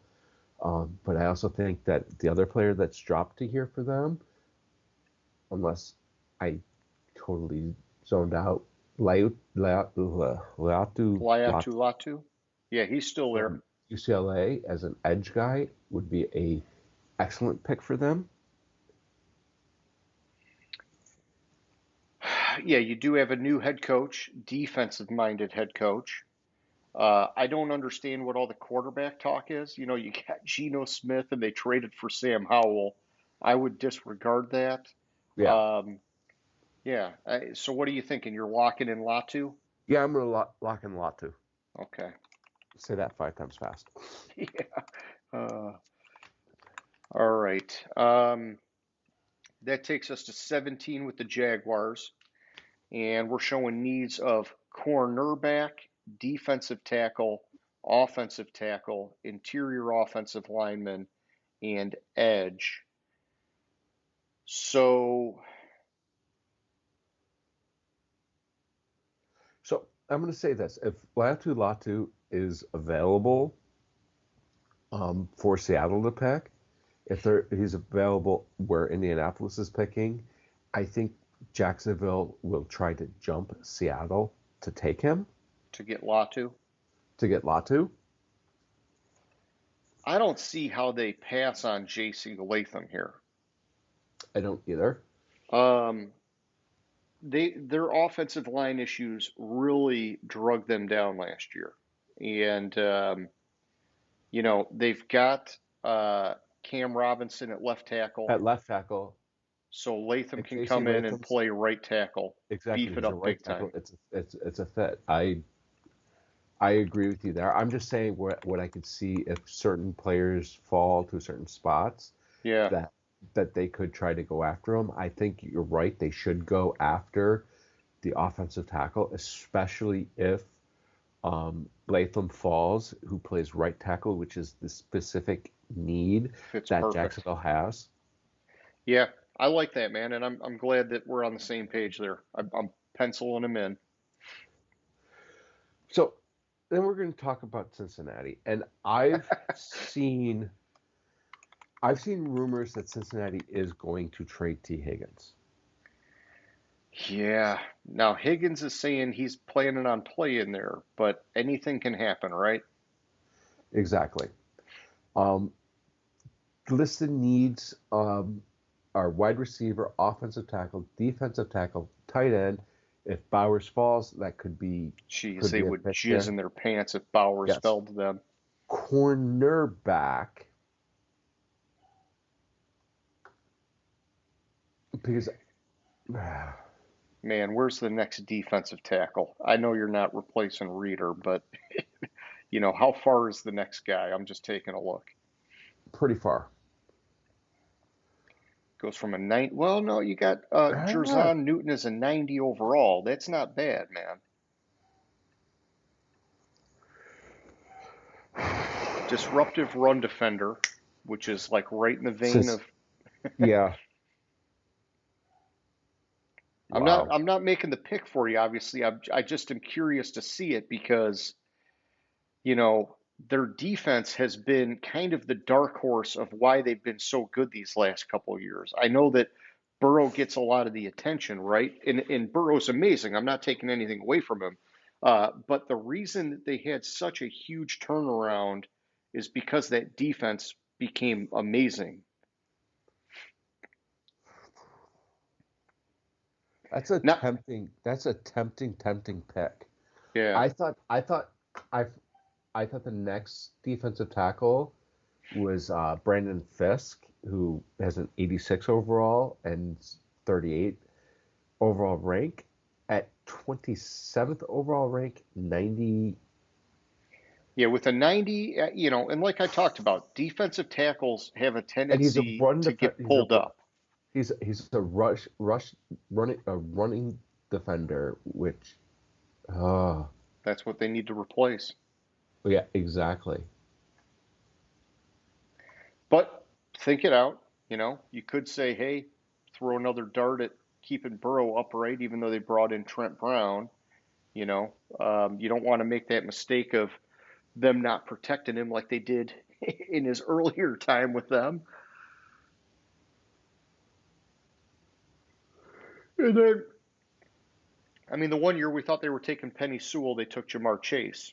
So could they go after the next available wide receiver here with the expectation that T. Higgins is going to be gone at some point? I think honestly, the Bengals would be a hard pick for me because they never draft the way that I expect them to.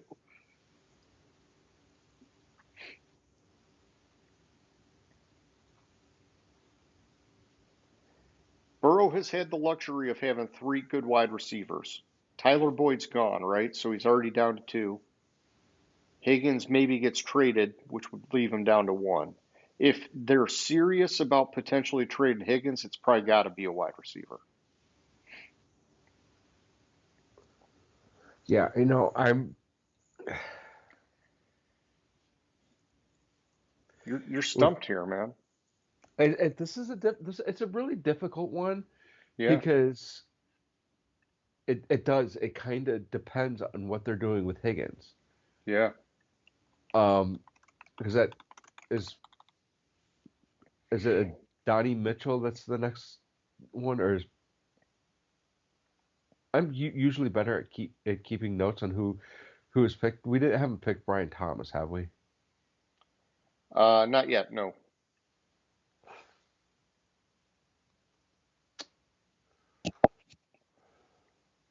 And I believe Brian Thomas is like a stretch the field kind of guy, so Yeah. he'd be a good pair with Jamar Chase.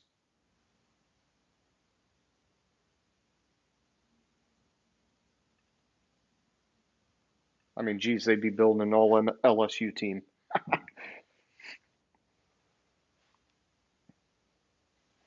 All right. I'm just gonna read the ESPN draft analysis of Brian Thomas, and I'm gonna read it out loud, Sure. and I'm gonna see if it convinces me. Thomas led the FBS in receiving touchdowns with 17 in 2023. He's a former high school basketball star with a wide catching radius and excellent body control. You expect him to come down with 50-50 balls and win one-on-one matchups in the red zone. I mean, it's almost Second, like a duplicate to what they were expecting with T. Higgins. he ran the second fastest 40-yard dash out of the receivers at the combine at 4.33, and he's a big play waiting to happen on tape. He also has an extra gear to take the top off coverage and threaten after the catch. That that is what they wanted with T. Higgins. Yeah. I I and think it did convince they'd be me. replacing him for a lot cheaper than what they'd have to extend him for. Yeah, I think that convinced me. Brian Thomas Jr. Right. All right, let's pencil him in. That's nuts. And honestly, I could see the Bengals doing that because me as a GM, I'm probably thinking, shit, man, I'm not just going to keep drafting wide receivers. Like the Lions did it to like their own peril for years, Yeah, right? But the Bengals aren't afraid to just keep going after offense every year, and that's fine. I mean, give Burrow the weapons and let him win with offense if that's how you want to do it. You can do it whatever way you want when you're that team. So that takes us to the number 19 pick with the Los Angeles Rams, and they have a need at defensive tackle, edge, cornerback, offensive tackle. What the fuck? This guy's got kicker on here. Come on, they're definitely not taking a kicker in the first round, although it may be a need later on. Um, there's a Defensive tackle is no. a huge need because Aaron Donald retired, right? And you're not going to ever replace him, but um, you do want to have your defensive line solid, as solid as you can get it anyhow. I have seen some mock drafts go after a quarterback here. With the way our first round has gone, I'm not sure that I like them going after. Who's the next guy? Penix, you were saying? Mm-mm.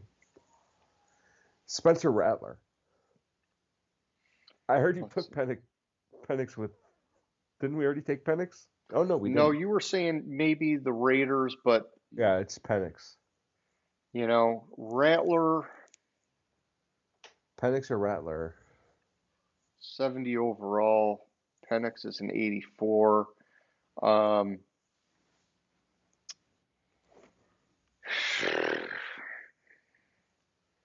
would they get a guy in anticipation of Stafford retiring or getting hurt? It just I, seems too redundant for their first round pick since Jared Goff. so I think there's a no-brainer pick here. I was just going back to the defensive tackle we were talking about. Where Yeah, were you going? I think that's the no-brainer pick here. Like Yeah, I like he's Jerzon Newton. You his pair him on that defensive line. They talk in this article on NFL.com about Kobe Turner was good, but you still have a huge gap there. And I could see that being a Los Angeles Rams like move, yeah, you know? and he does like the ESPN description of him reads like he plays a lot like Donald did. Not obviously not as good, but quick hands, reads his keys, locates the ball, slips or gets off blocks, Yeah. Let's do it. flashes the ability to win clean, quick to counter. Yeah, let's keep him in there. The Rams need to have as good of a defense as they can get because let's be real. We know Stafford is never going to be able to carry that team. They Hmm. won the Super Bowl because they had a fucking phenomenal defense and a ton of weapons around Stafford. That defense has been fading. It's time to get some balance back. I think they got lucky as shit last year with Puka Nakua and what's his name at running back. It's time to feed the defense. I like the Jerzon Newton pick here, man. All right, and then we have the Pittsburgh Steelers. We have what they should do, just go offensive line, offensive Yes. tackle, or interior offensive line, which would give them uh, Fashanu or Fuaga. Maybe let me see interior offensive line Haynes. You're a little bit of a stretch at guard center. Yeah, you could maybe go center, but it'd be tough to go after guard just yet. Yeah, And I think some of these centers, by the way, that they have listed have versatility to play guard, But and so they did draft who'd they draft? Broderick Jones or whatever last year to play tackle. Yeah, they drafted Broderick, was it Broderick Jones? That Maybe sounds no, right. no, maybe that was Arizona. Let me just check. No, that was Arizona that drafted him. They're they have Dan Moore, Isaac Samalo, Nate Herwig at center, James Daniels. Yeah, they did draft Broderick Jones Okay. at right tackle. Arizona drafted. Oh, who the fuck did Arizona draft last year? Though I don't know. I don't want to get us off, but um, it was Will Hernandez at guard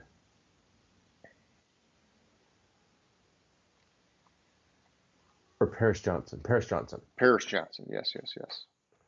Anyways, what I think Pittsburgh should do is possibly go after the center or offensive line. What I think they are going to do is draft a running back. I mean, Oh, whoa. I was like, I'm, wait a minute. I'm kidding about the running back. I'm gonna go with Donnie Mitchell here. I just have a feeling about that. I don't like it, but I have a feeling about that. Them going wide receiver, man. Okay. Man. Well, all right. So, yeah, you've got Russell Wilson there now. You've got, They have George Pickens, Van Jefferson, and Calvin Austin III. yeah, so let's say hypothetically, because they traded for Fields, right? So Uh you're huh. either going to have Russell Wilson or Fields. You're maybe saying, hey, we want mobile Russell Wilson. So shed a few pounds and get back to that. Uh And huh. if not, we got Justin Fields who's mobile. We can deprioritize the offensive line and take a wide receiver. I don't like it, but I could see, you're right, I could see them doing something like that. Yeah, I don't like it. I'm gonna go with that, even though I think they should draft the center. It's just a feeling on there. Okay. All right, so then next up, we've got the Miami Dolphins. They've got needs on the interior offensive line, defensive tackle, offensive tackle, edge, and tight end. I think defensive tackle is off the board because there's a little bit of a dip now to the next guy, although they do need to replace Christian Wilkins. I I mean the first thing I'm doing is I'm looking at offensive tackle, right? Because Hmm. they lost a couple guys on the line and they're getting ready to hand out mega bucks to Tua. You got to protect him. And so if I'm looking at offensive line, you've got Olamuyawaya, however you say it, Fashanu from Penn State. You've got Fuaga from Oregon State. And then there's a little bit of a dip. You got Tyler Guyton from Oklahoma. Um, so I think it's probably going to be Fashanu or Fuaga, and I'm just reading their profiles real quick here. Fashanu, the tape didn't meet the lofty expectations. I don't like reading that. They say he's got the tools to develop into an elite blocker. Fuaga, outstanding run blocker. They do like running the ball a lot too. Smooth getting set.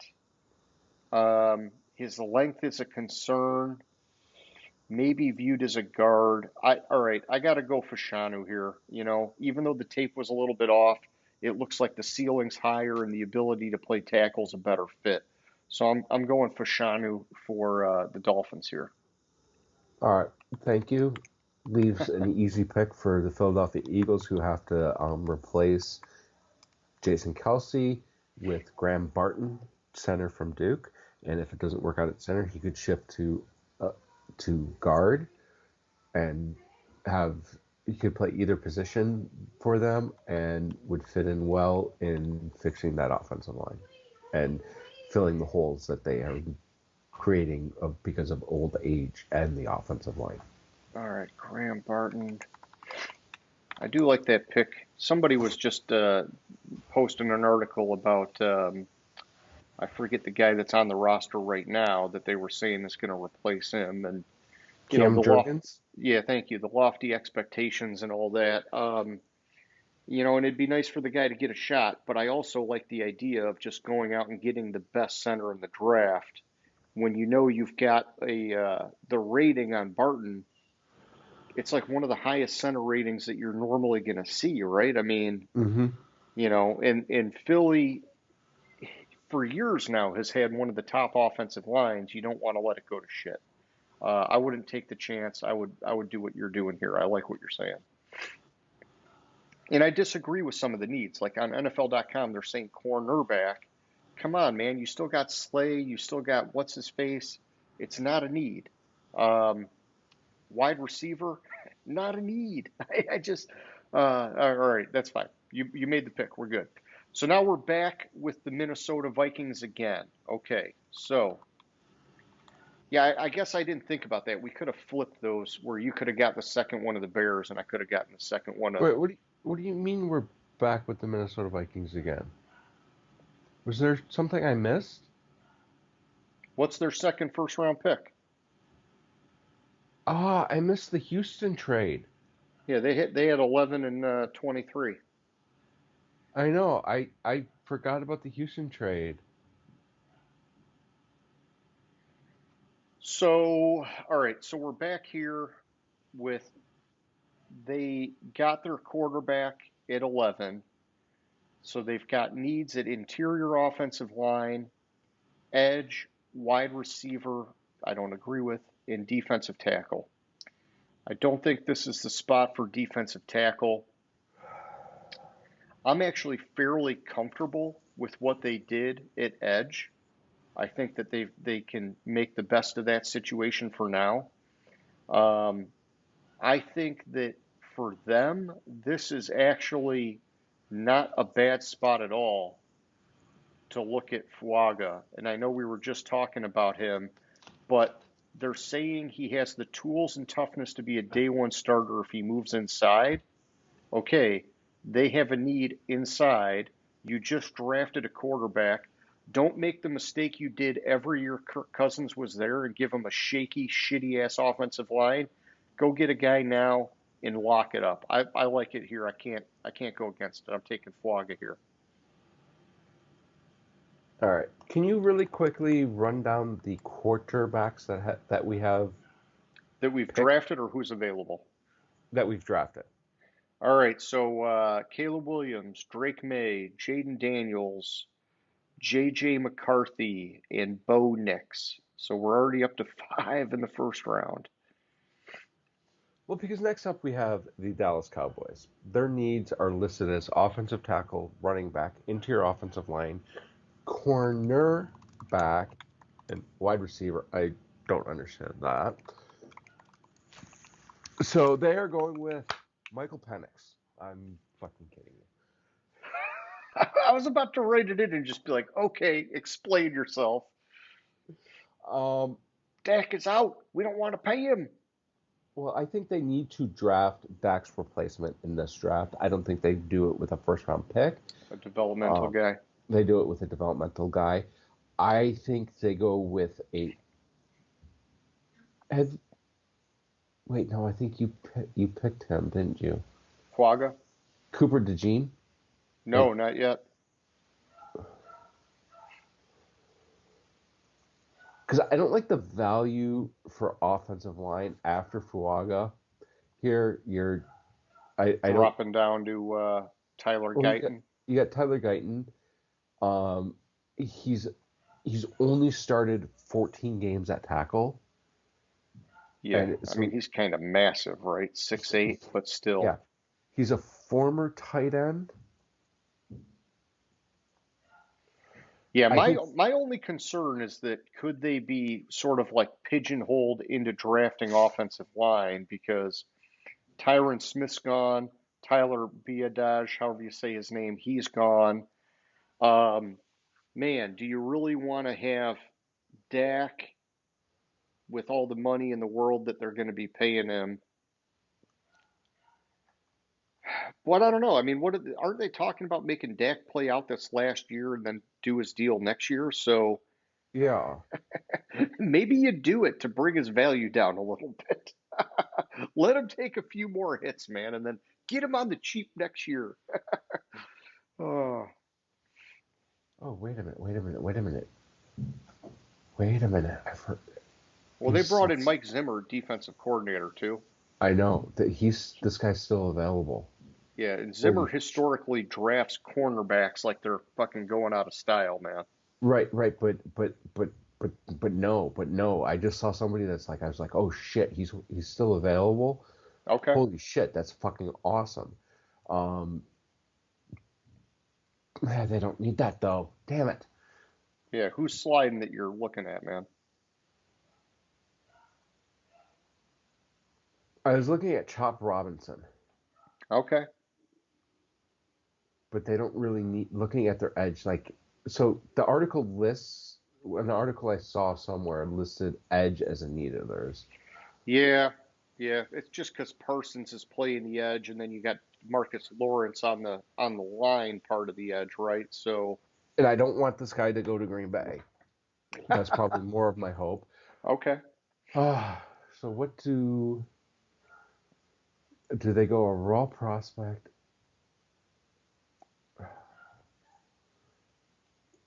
Mm.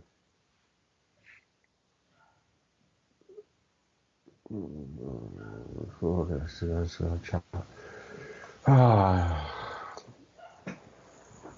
I think they go cornerback, Cooper DeJean. Okay. It would be fitting for Mike Zimmer. So, Yeah, and he would probably never play because that's how Mike Zimmer is with his cornerbacks. He drafts them, makes them ride the pine for a year, and then they never end up starting anyhow. So, uh, all right. So that takes us to the Green Bay Packers, who you were referencing as being next, and I'm showing yeah. needs at defensive tackle, linebacker, offensive tackle, cornerback, and safety. I think safety you can take it down with them bringing in Xavier McKinney. Hmm. Um, man, let's see. Bakhtiari's gone. They also lost another guy on the offensive line, Yash Nijman, I believe. Um,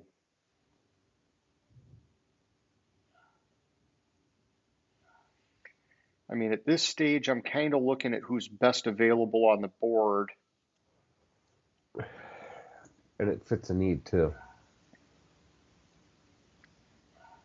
You're saying Chop Robinson? Yeah. So my list doesn't have edge, man, but it has defensive tackle.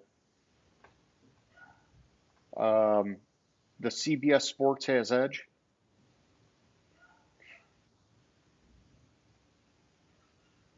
No, your list should have edge. Safety, offensive tackle, cornerback, interior offensive line, edge.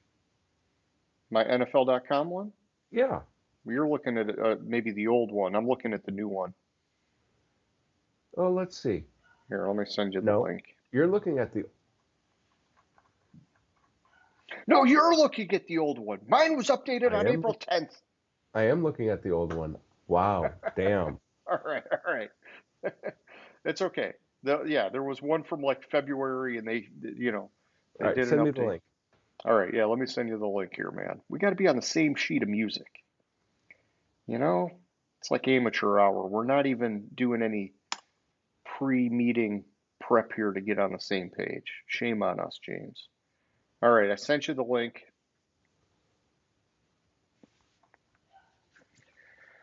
I don't like defensive tackle here.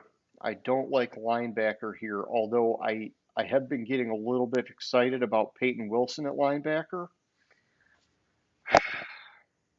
and he's the 35th overall prospect. So it wouldn't be impossible. Teams are just not drafting linebackers like that anymore. If they went defensive tackle, they'd be taking Fisk. He's 38th overall, 86 rating. The best available is going to be the next offensive lineman, which is Tyler Guyton. But you do have a few guys in between. So let's see. You've got Chop Robinson. You've got Jared Verse. You've got two edge guys. You just took Tyler or Cooper DeJean. Could I make the argument that they should be taking one of these edge guys over an offensive tackle? I think, and this is my opinion on the offensive tackle, I think 6 and 7 are flipped. And they're not that far off in overall rankings with Yeah, let me 26, look at the next 24. guy. Yeah. If you look at the next guy, he has a grade Mims. of 91. Oh, shit. How did that happen? Yeah.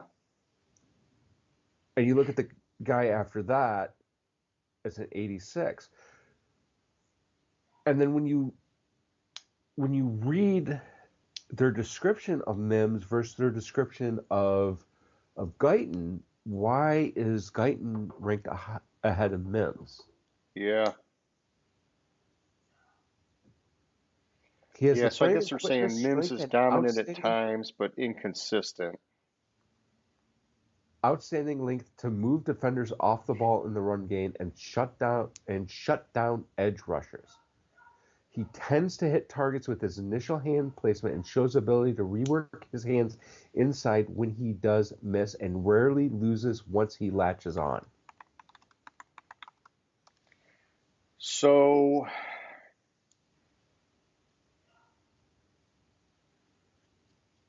Has the explosive punch to knock down pass rushers. they both look like they're going to be right tackles. Guyton did take snaps at left tackle at the Senior Bowl, but you know that doesn't mean much. Man,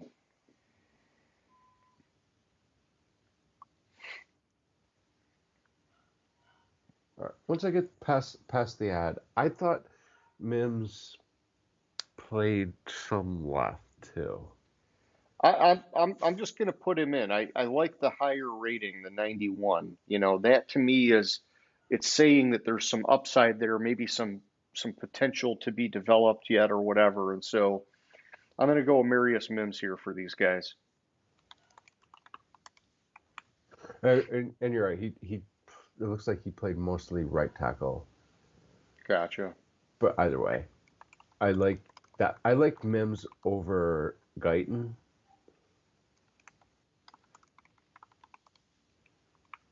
I mean, All right. they kind of need both right and left tackles. So Yeah, get the one that you can get and worry about the other one later. exactly. So that brings me to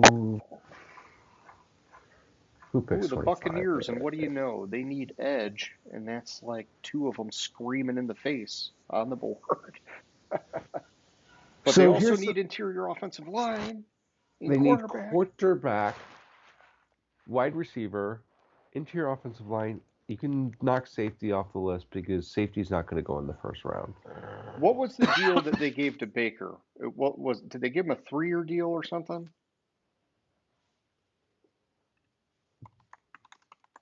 They, according to this article, he hasn't actually signed. He hasn't signed it. Okay, so I'm looking at a March 19th article that he got a 3-year deal worth up to 115 million. Yeah. All right, so quarterback is.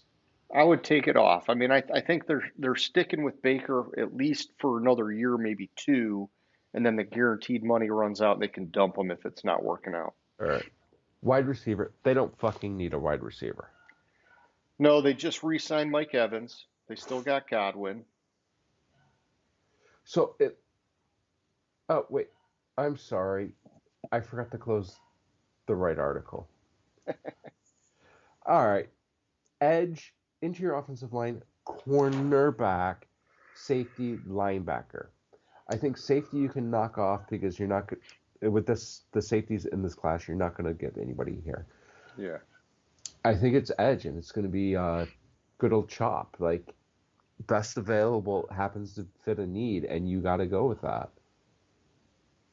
Chop Robinson. All right. Yeah, we don't need to overthink it for these guys. I mean, you could go Jared Verse. Either way, you like the best two available fit the need. Yeah. Best three available. You could go Nate Wiggins, but I think you just have to. It depends on where they fall on the board. Chop Robinson, the 90. Ooh. Wait a minute. Oh, pause. I'm going to go Pull with the card Jared back. Verse, not Okay. Chop Robinson. Okay. What changed your mind? The grade. I don't know how a 90 is rated over a 91. Yeah. Yeah, it's funny that they're doing that. Yeah.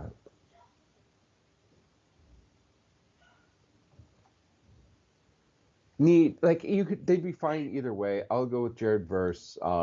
Florida guy. All right, you're taking Jared Verse. I got you. Yeah, keep him in Florida. Yeah. All right, so next up we got the Arizona Cardinals at what the fuck are we at? 27. 27. Thank you.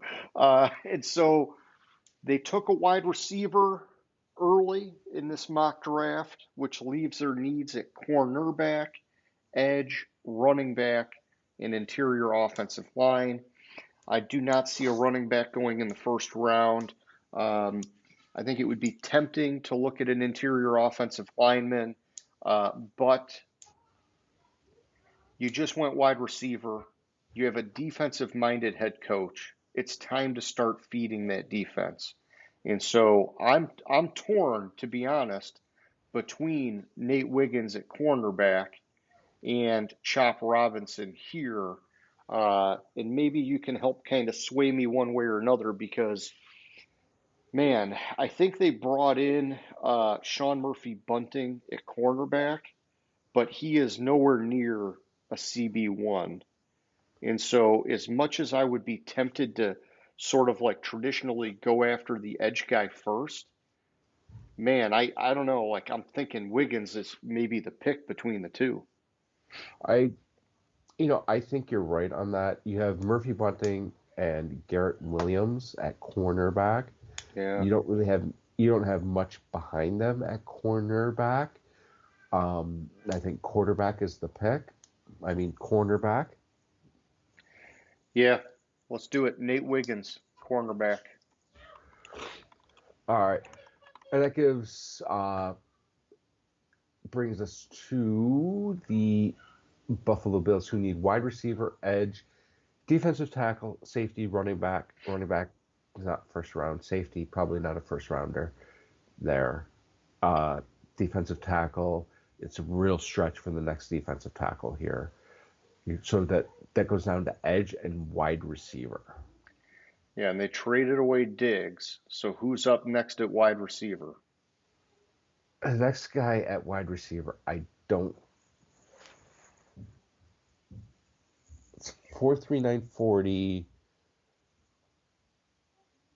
Now, McDermott loves stacking his edge guys. So, I would say Chop Robinson's probably in play, but I think they go with Xavier Legette. I like this. I'm going to just quote one line from the analysis of him. sure. He's built like a power back, but catches passes in stride. Okay. He's 221 pounds, ran a 4.3940 at the combine.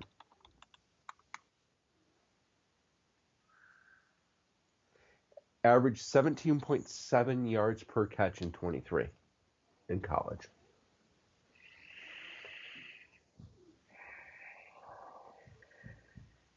Yep, I'll go with Leggett. Okay, I got you in there.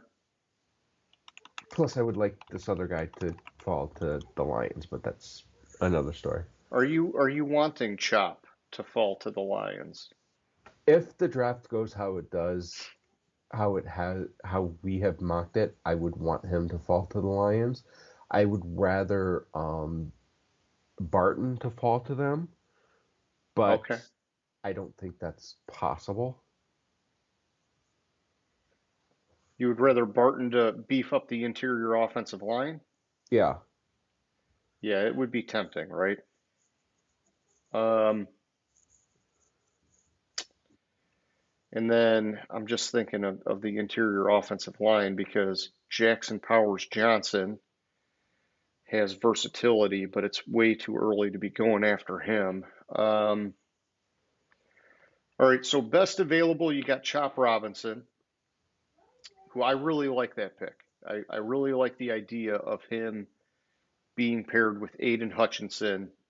I know they brought in Davenport, but I think Davenport would be better as a rotational guy. I don't think he's the primary guy. Um, if you're looking beyond that, I'm just flipping to the next page here. You're looking at Darius Robinson, another edge guy. He's been mocked to the Lions a lot. You're looking at Kool-Aid McKinstry, which would fit a need at cornerback. I guess I should point that out. They have needs at cornerback, edge, safety, wide receiver, and offensive tackle. Um, Who's left that offensive tackle? I just want to see something. Yeah, I don't like that pick there.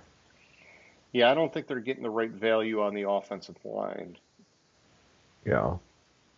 And then, all right, so you got Kool-Aid McKinstry out of Alabama. Sound press corner, started 33 games, blah, blah, blah, blah, blah, blah, blah. Ennis Rakestraw.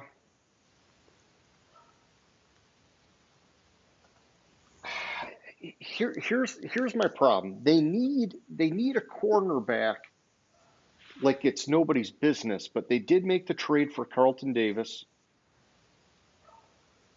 and a a really good pass rush takes a lot of pressure off the secondary.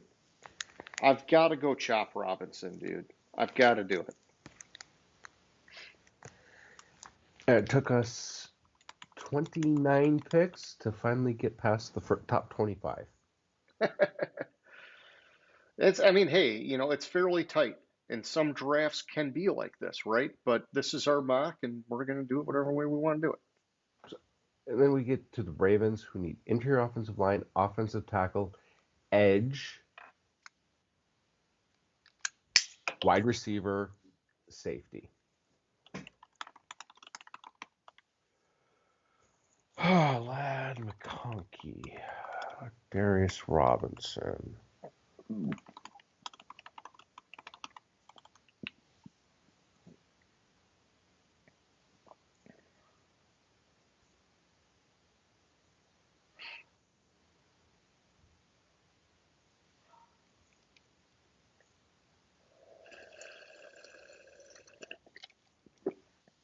I want to go with best available and go with Darius Robinson.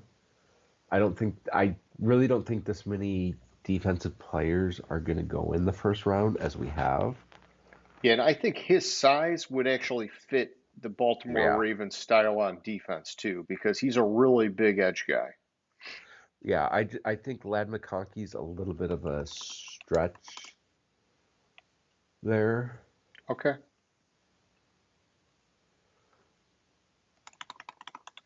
Yeah, he's more of like a slot guy, right, McConkey? Yeah. All right. So that takes us to the 49ers. 49ers have needs at cornerback, offensive tackle, which would be a right tackle, interior offensive line, wide receiver and linebacker. I don't think wide receiver is really a big need for them. Um, Linebacker actually could be a higher need than this because what's his face got hurt in the Super Bowl, and Yeah. Uh, Fred Warner. No. no, not Warner, the other There's the guy. other I'm guy. drawing a blank on his name. Yeah. Um, Like Fred Warner's the one that pops in my mind when I think linebacker for the 49ers, but you're right. It was the other guy. It was Greenlaw. yes, thank you. So the thing is, man, these guys are so close, right, to winning a Super Bowl, and they keep coming up short. What is going to give them the most bang for the buck? I really don't think it's going to be offensive linemen. I think Shanahan's great at finding guys and making them starter caliber. Now, would he benefit from a better offensive line? Sure. But look at what they did on offense last year. I don't think that they're desperate for an offensive lineman. Cornerback is something that I think they've needed for a little while. I know that they've got their CB1 is kind of he's okay, but um, I'm not thrilled with the guys available. I'm not thrilled with McKinstry, Rakestraw, and then you go down. You got Lassiter at 45 overall. I mean, if none of these guys have to be a number one, it could be fine. Um,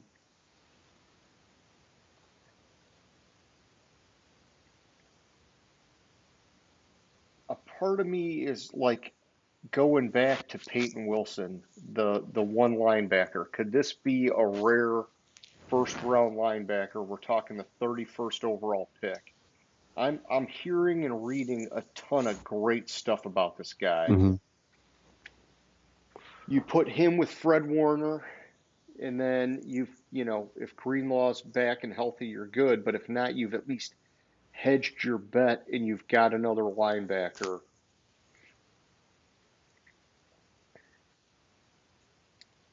I would be more comfortable with that pick. I'm putting Peyton Wilson in here for the 49ers. All right. Next up, we have the Super Bowl champion Kansas City Chiefs. I think they need, especially with the uncertainty around Rice. Rice? Yeah, Rice. Yeah, With Rashee the Rice. Rashee Rice. And we talked all year last year how they have no talent at wide receiver. Get the Blazer, Xavier Worthy.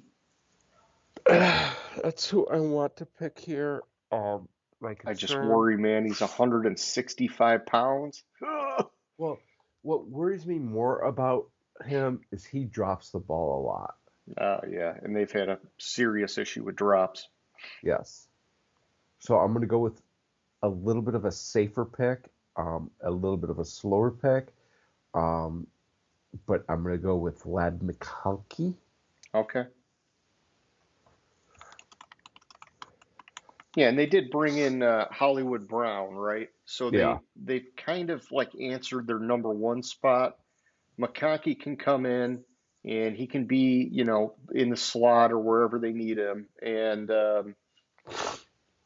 that's fine. I mean, you want to give Mahomes some weapons, right? Because offensively, they did struggle last year because of how bad the wide receivers were. So, for shits and giggles, what were some of their other needs? Offensive tackle, cornerback, running back, interior offensive line. Um, they've got Pacheco, so I'm not worried about Not running worried back. about it. The other one I considered corner for them Yeah, with somebody to go with Snead. Oh, I'm sorry. Snead's replace Snead gone. That's right. to replace Snead. I Man, and I went yeah. I considered corner back there. I think Rackstraw could be a good fit. I think uh, Kool-Aid can be a good fit. Yeah, but I think they're getting more value out of wide receiver. Exactly. I like that. I like your pick, my man. All right. Well, hey, that gets us through the first round. I'll save these picks here on my Excel file. I'll share it with you, and then when I get back, we can compare who they actually take and do our critique here. Not sure if you saw my message, but I'm going to be out for the 10th. Yeah, So we'll I have to saw. do the week after that, and we can lock in the topic once I'm back. So, Well, it'll still be the draft recap, but yeah, yeah. Well, yeah, I guess, yeah, because, yeah, we've done first round recap, and then we did I don't know, would we do a first two or first 3 round recap usually? And yeah. so we just got to decide, are we going to just focus on the first round or do Or more? we could just kind of do a first a draft grade overall Sure. on it. Yeah. Yeah, that But would we could work. get to question of the week. All right. All right. So, question of the week, James. With all the hype surrounding the quarterbacks in this year's draft, my question of the week is, what do you think is going to be the biggest quarterback related surprise in this draft? Is it going to be a guy getting drafted super early, like Penix, that's got a second round grade?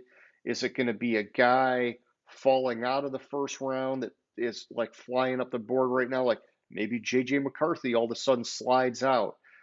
Is it going to be an unexpected team, one of the guys that we're not even looking at, making the big move to go up and get a guy? Or, what do you think is going to be the big surprise with the quarterbacks? While you're thinking about it, I'll give you my thought.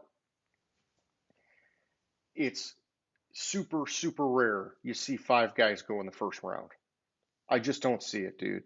I see it, it could be 3 and it cools down, and guys are trading their asses off at the top of the second round to get guys. Um, Maybe you get a fourth guy, but man, I just don't see 5 guys going. And I know it's a quarterback driven league. There's a lot of hype with a lot of teams having the need. Um, I think that you're losing value outside of the top 3 guys, is my opinion. I think that you're better off taking the best player available, and then waiting for a guy to fall to you or making other plans to get a guy. And so that's kind of where my head's at, is that that's how it could end up playing out. But what are you thinking, man? So the first one, I'm not going to go with the easy one that I've hinted at, the Giants taking a quarterback. Um, I'm going to go the opposite way of you, and I'm going to say there's going to be 7 quarterbacks that go in the first round. 7. Oh shit. Well, okay, There are because there are the 7 fifth year teams. option, The 5th year option. and There's maybe 7 teams teams that are trading in. into those last couple spots Yes, to get a exactly. guy. There's 7 teams that have a desperate need for a quarterback. If you get them in the first round, you have an extra year. I do like that strategy, right? And so if That's why like Tampa Bay traded back into the first round and got, I forget who they took, or like Minnesota took Kellen Mond yeah, in the first round. Like you get the 5th year option, so you give time for it, and you have that extra year where he's still on the rookie deal. So you don't need to win this year, next year. You can win the year after that, and yeah, he yeah, can and develop. if And you and if have the three fifth year guys option. are going right off the bat, Hmm. it's easy to say you're going to get at least a couple towards the end because of the 5th year option being in play. Exactly. I like that, man. And I could see a team like the 49ers and the Chiefs. I can see those teams saying, hey, you know what? We're going to trade down a little bit because Hmm. we can still get Exactly. good value and pick up some more picks. Exactly. I like that assessment, my man. That's a good one. All right, cool. Well, that's all I got for tonight. Any closing thoughts, questions, concerns, comments, anything, blah, blah, blah? I don't think so. Okay. All right, James. Well, hey, man, like always, it was a good time. Anybody who's watching, we hope you like the mock draft. Hit us up with some comments. We want to hear from you guys. And like I said earlier, if you haven't already, subscribe, give us a thumbs up, a like, whatever, yada, yada. James, I'll catch you later, my man. All right, sounds good. Have a good one. See ya. Gridiron Grinder. Hut hut hike.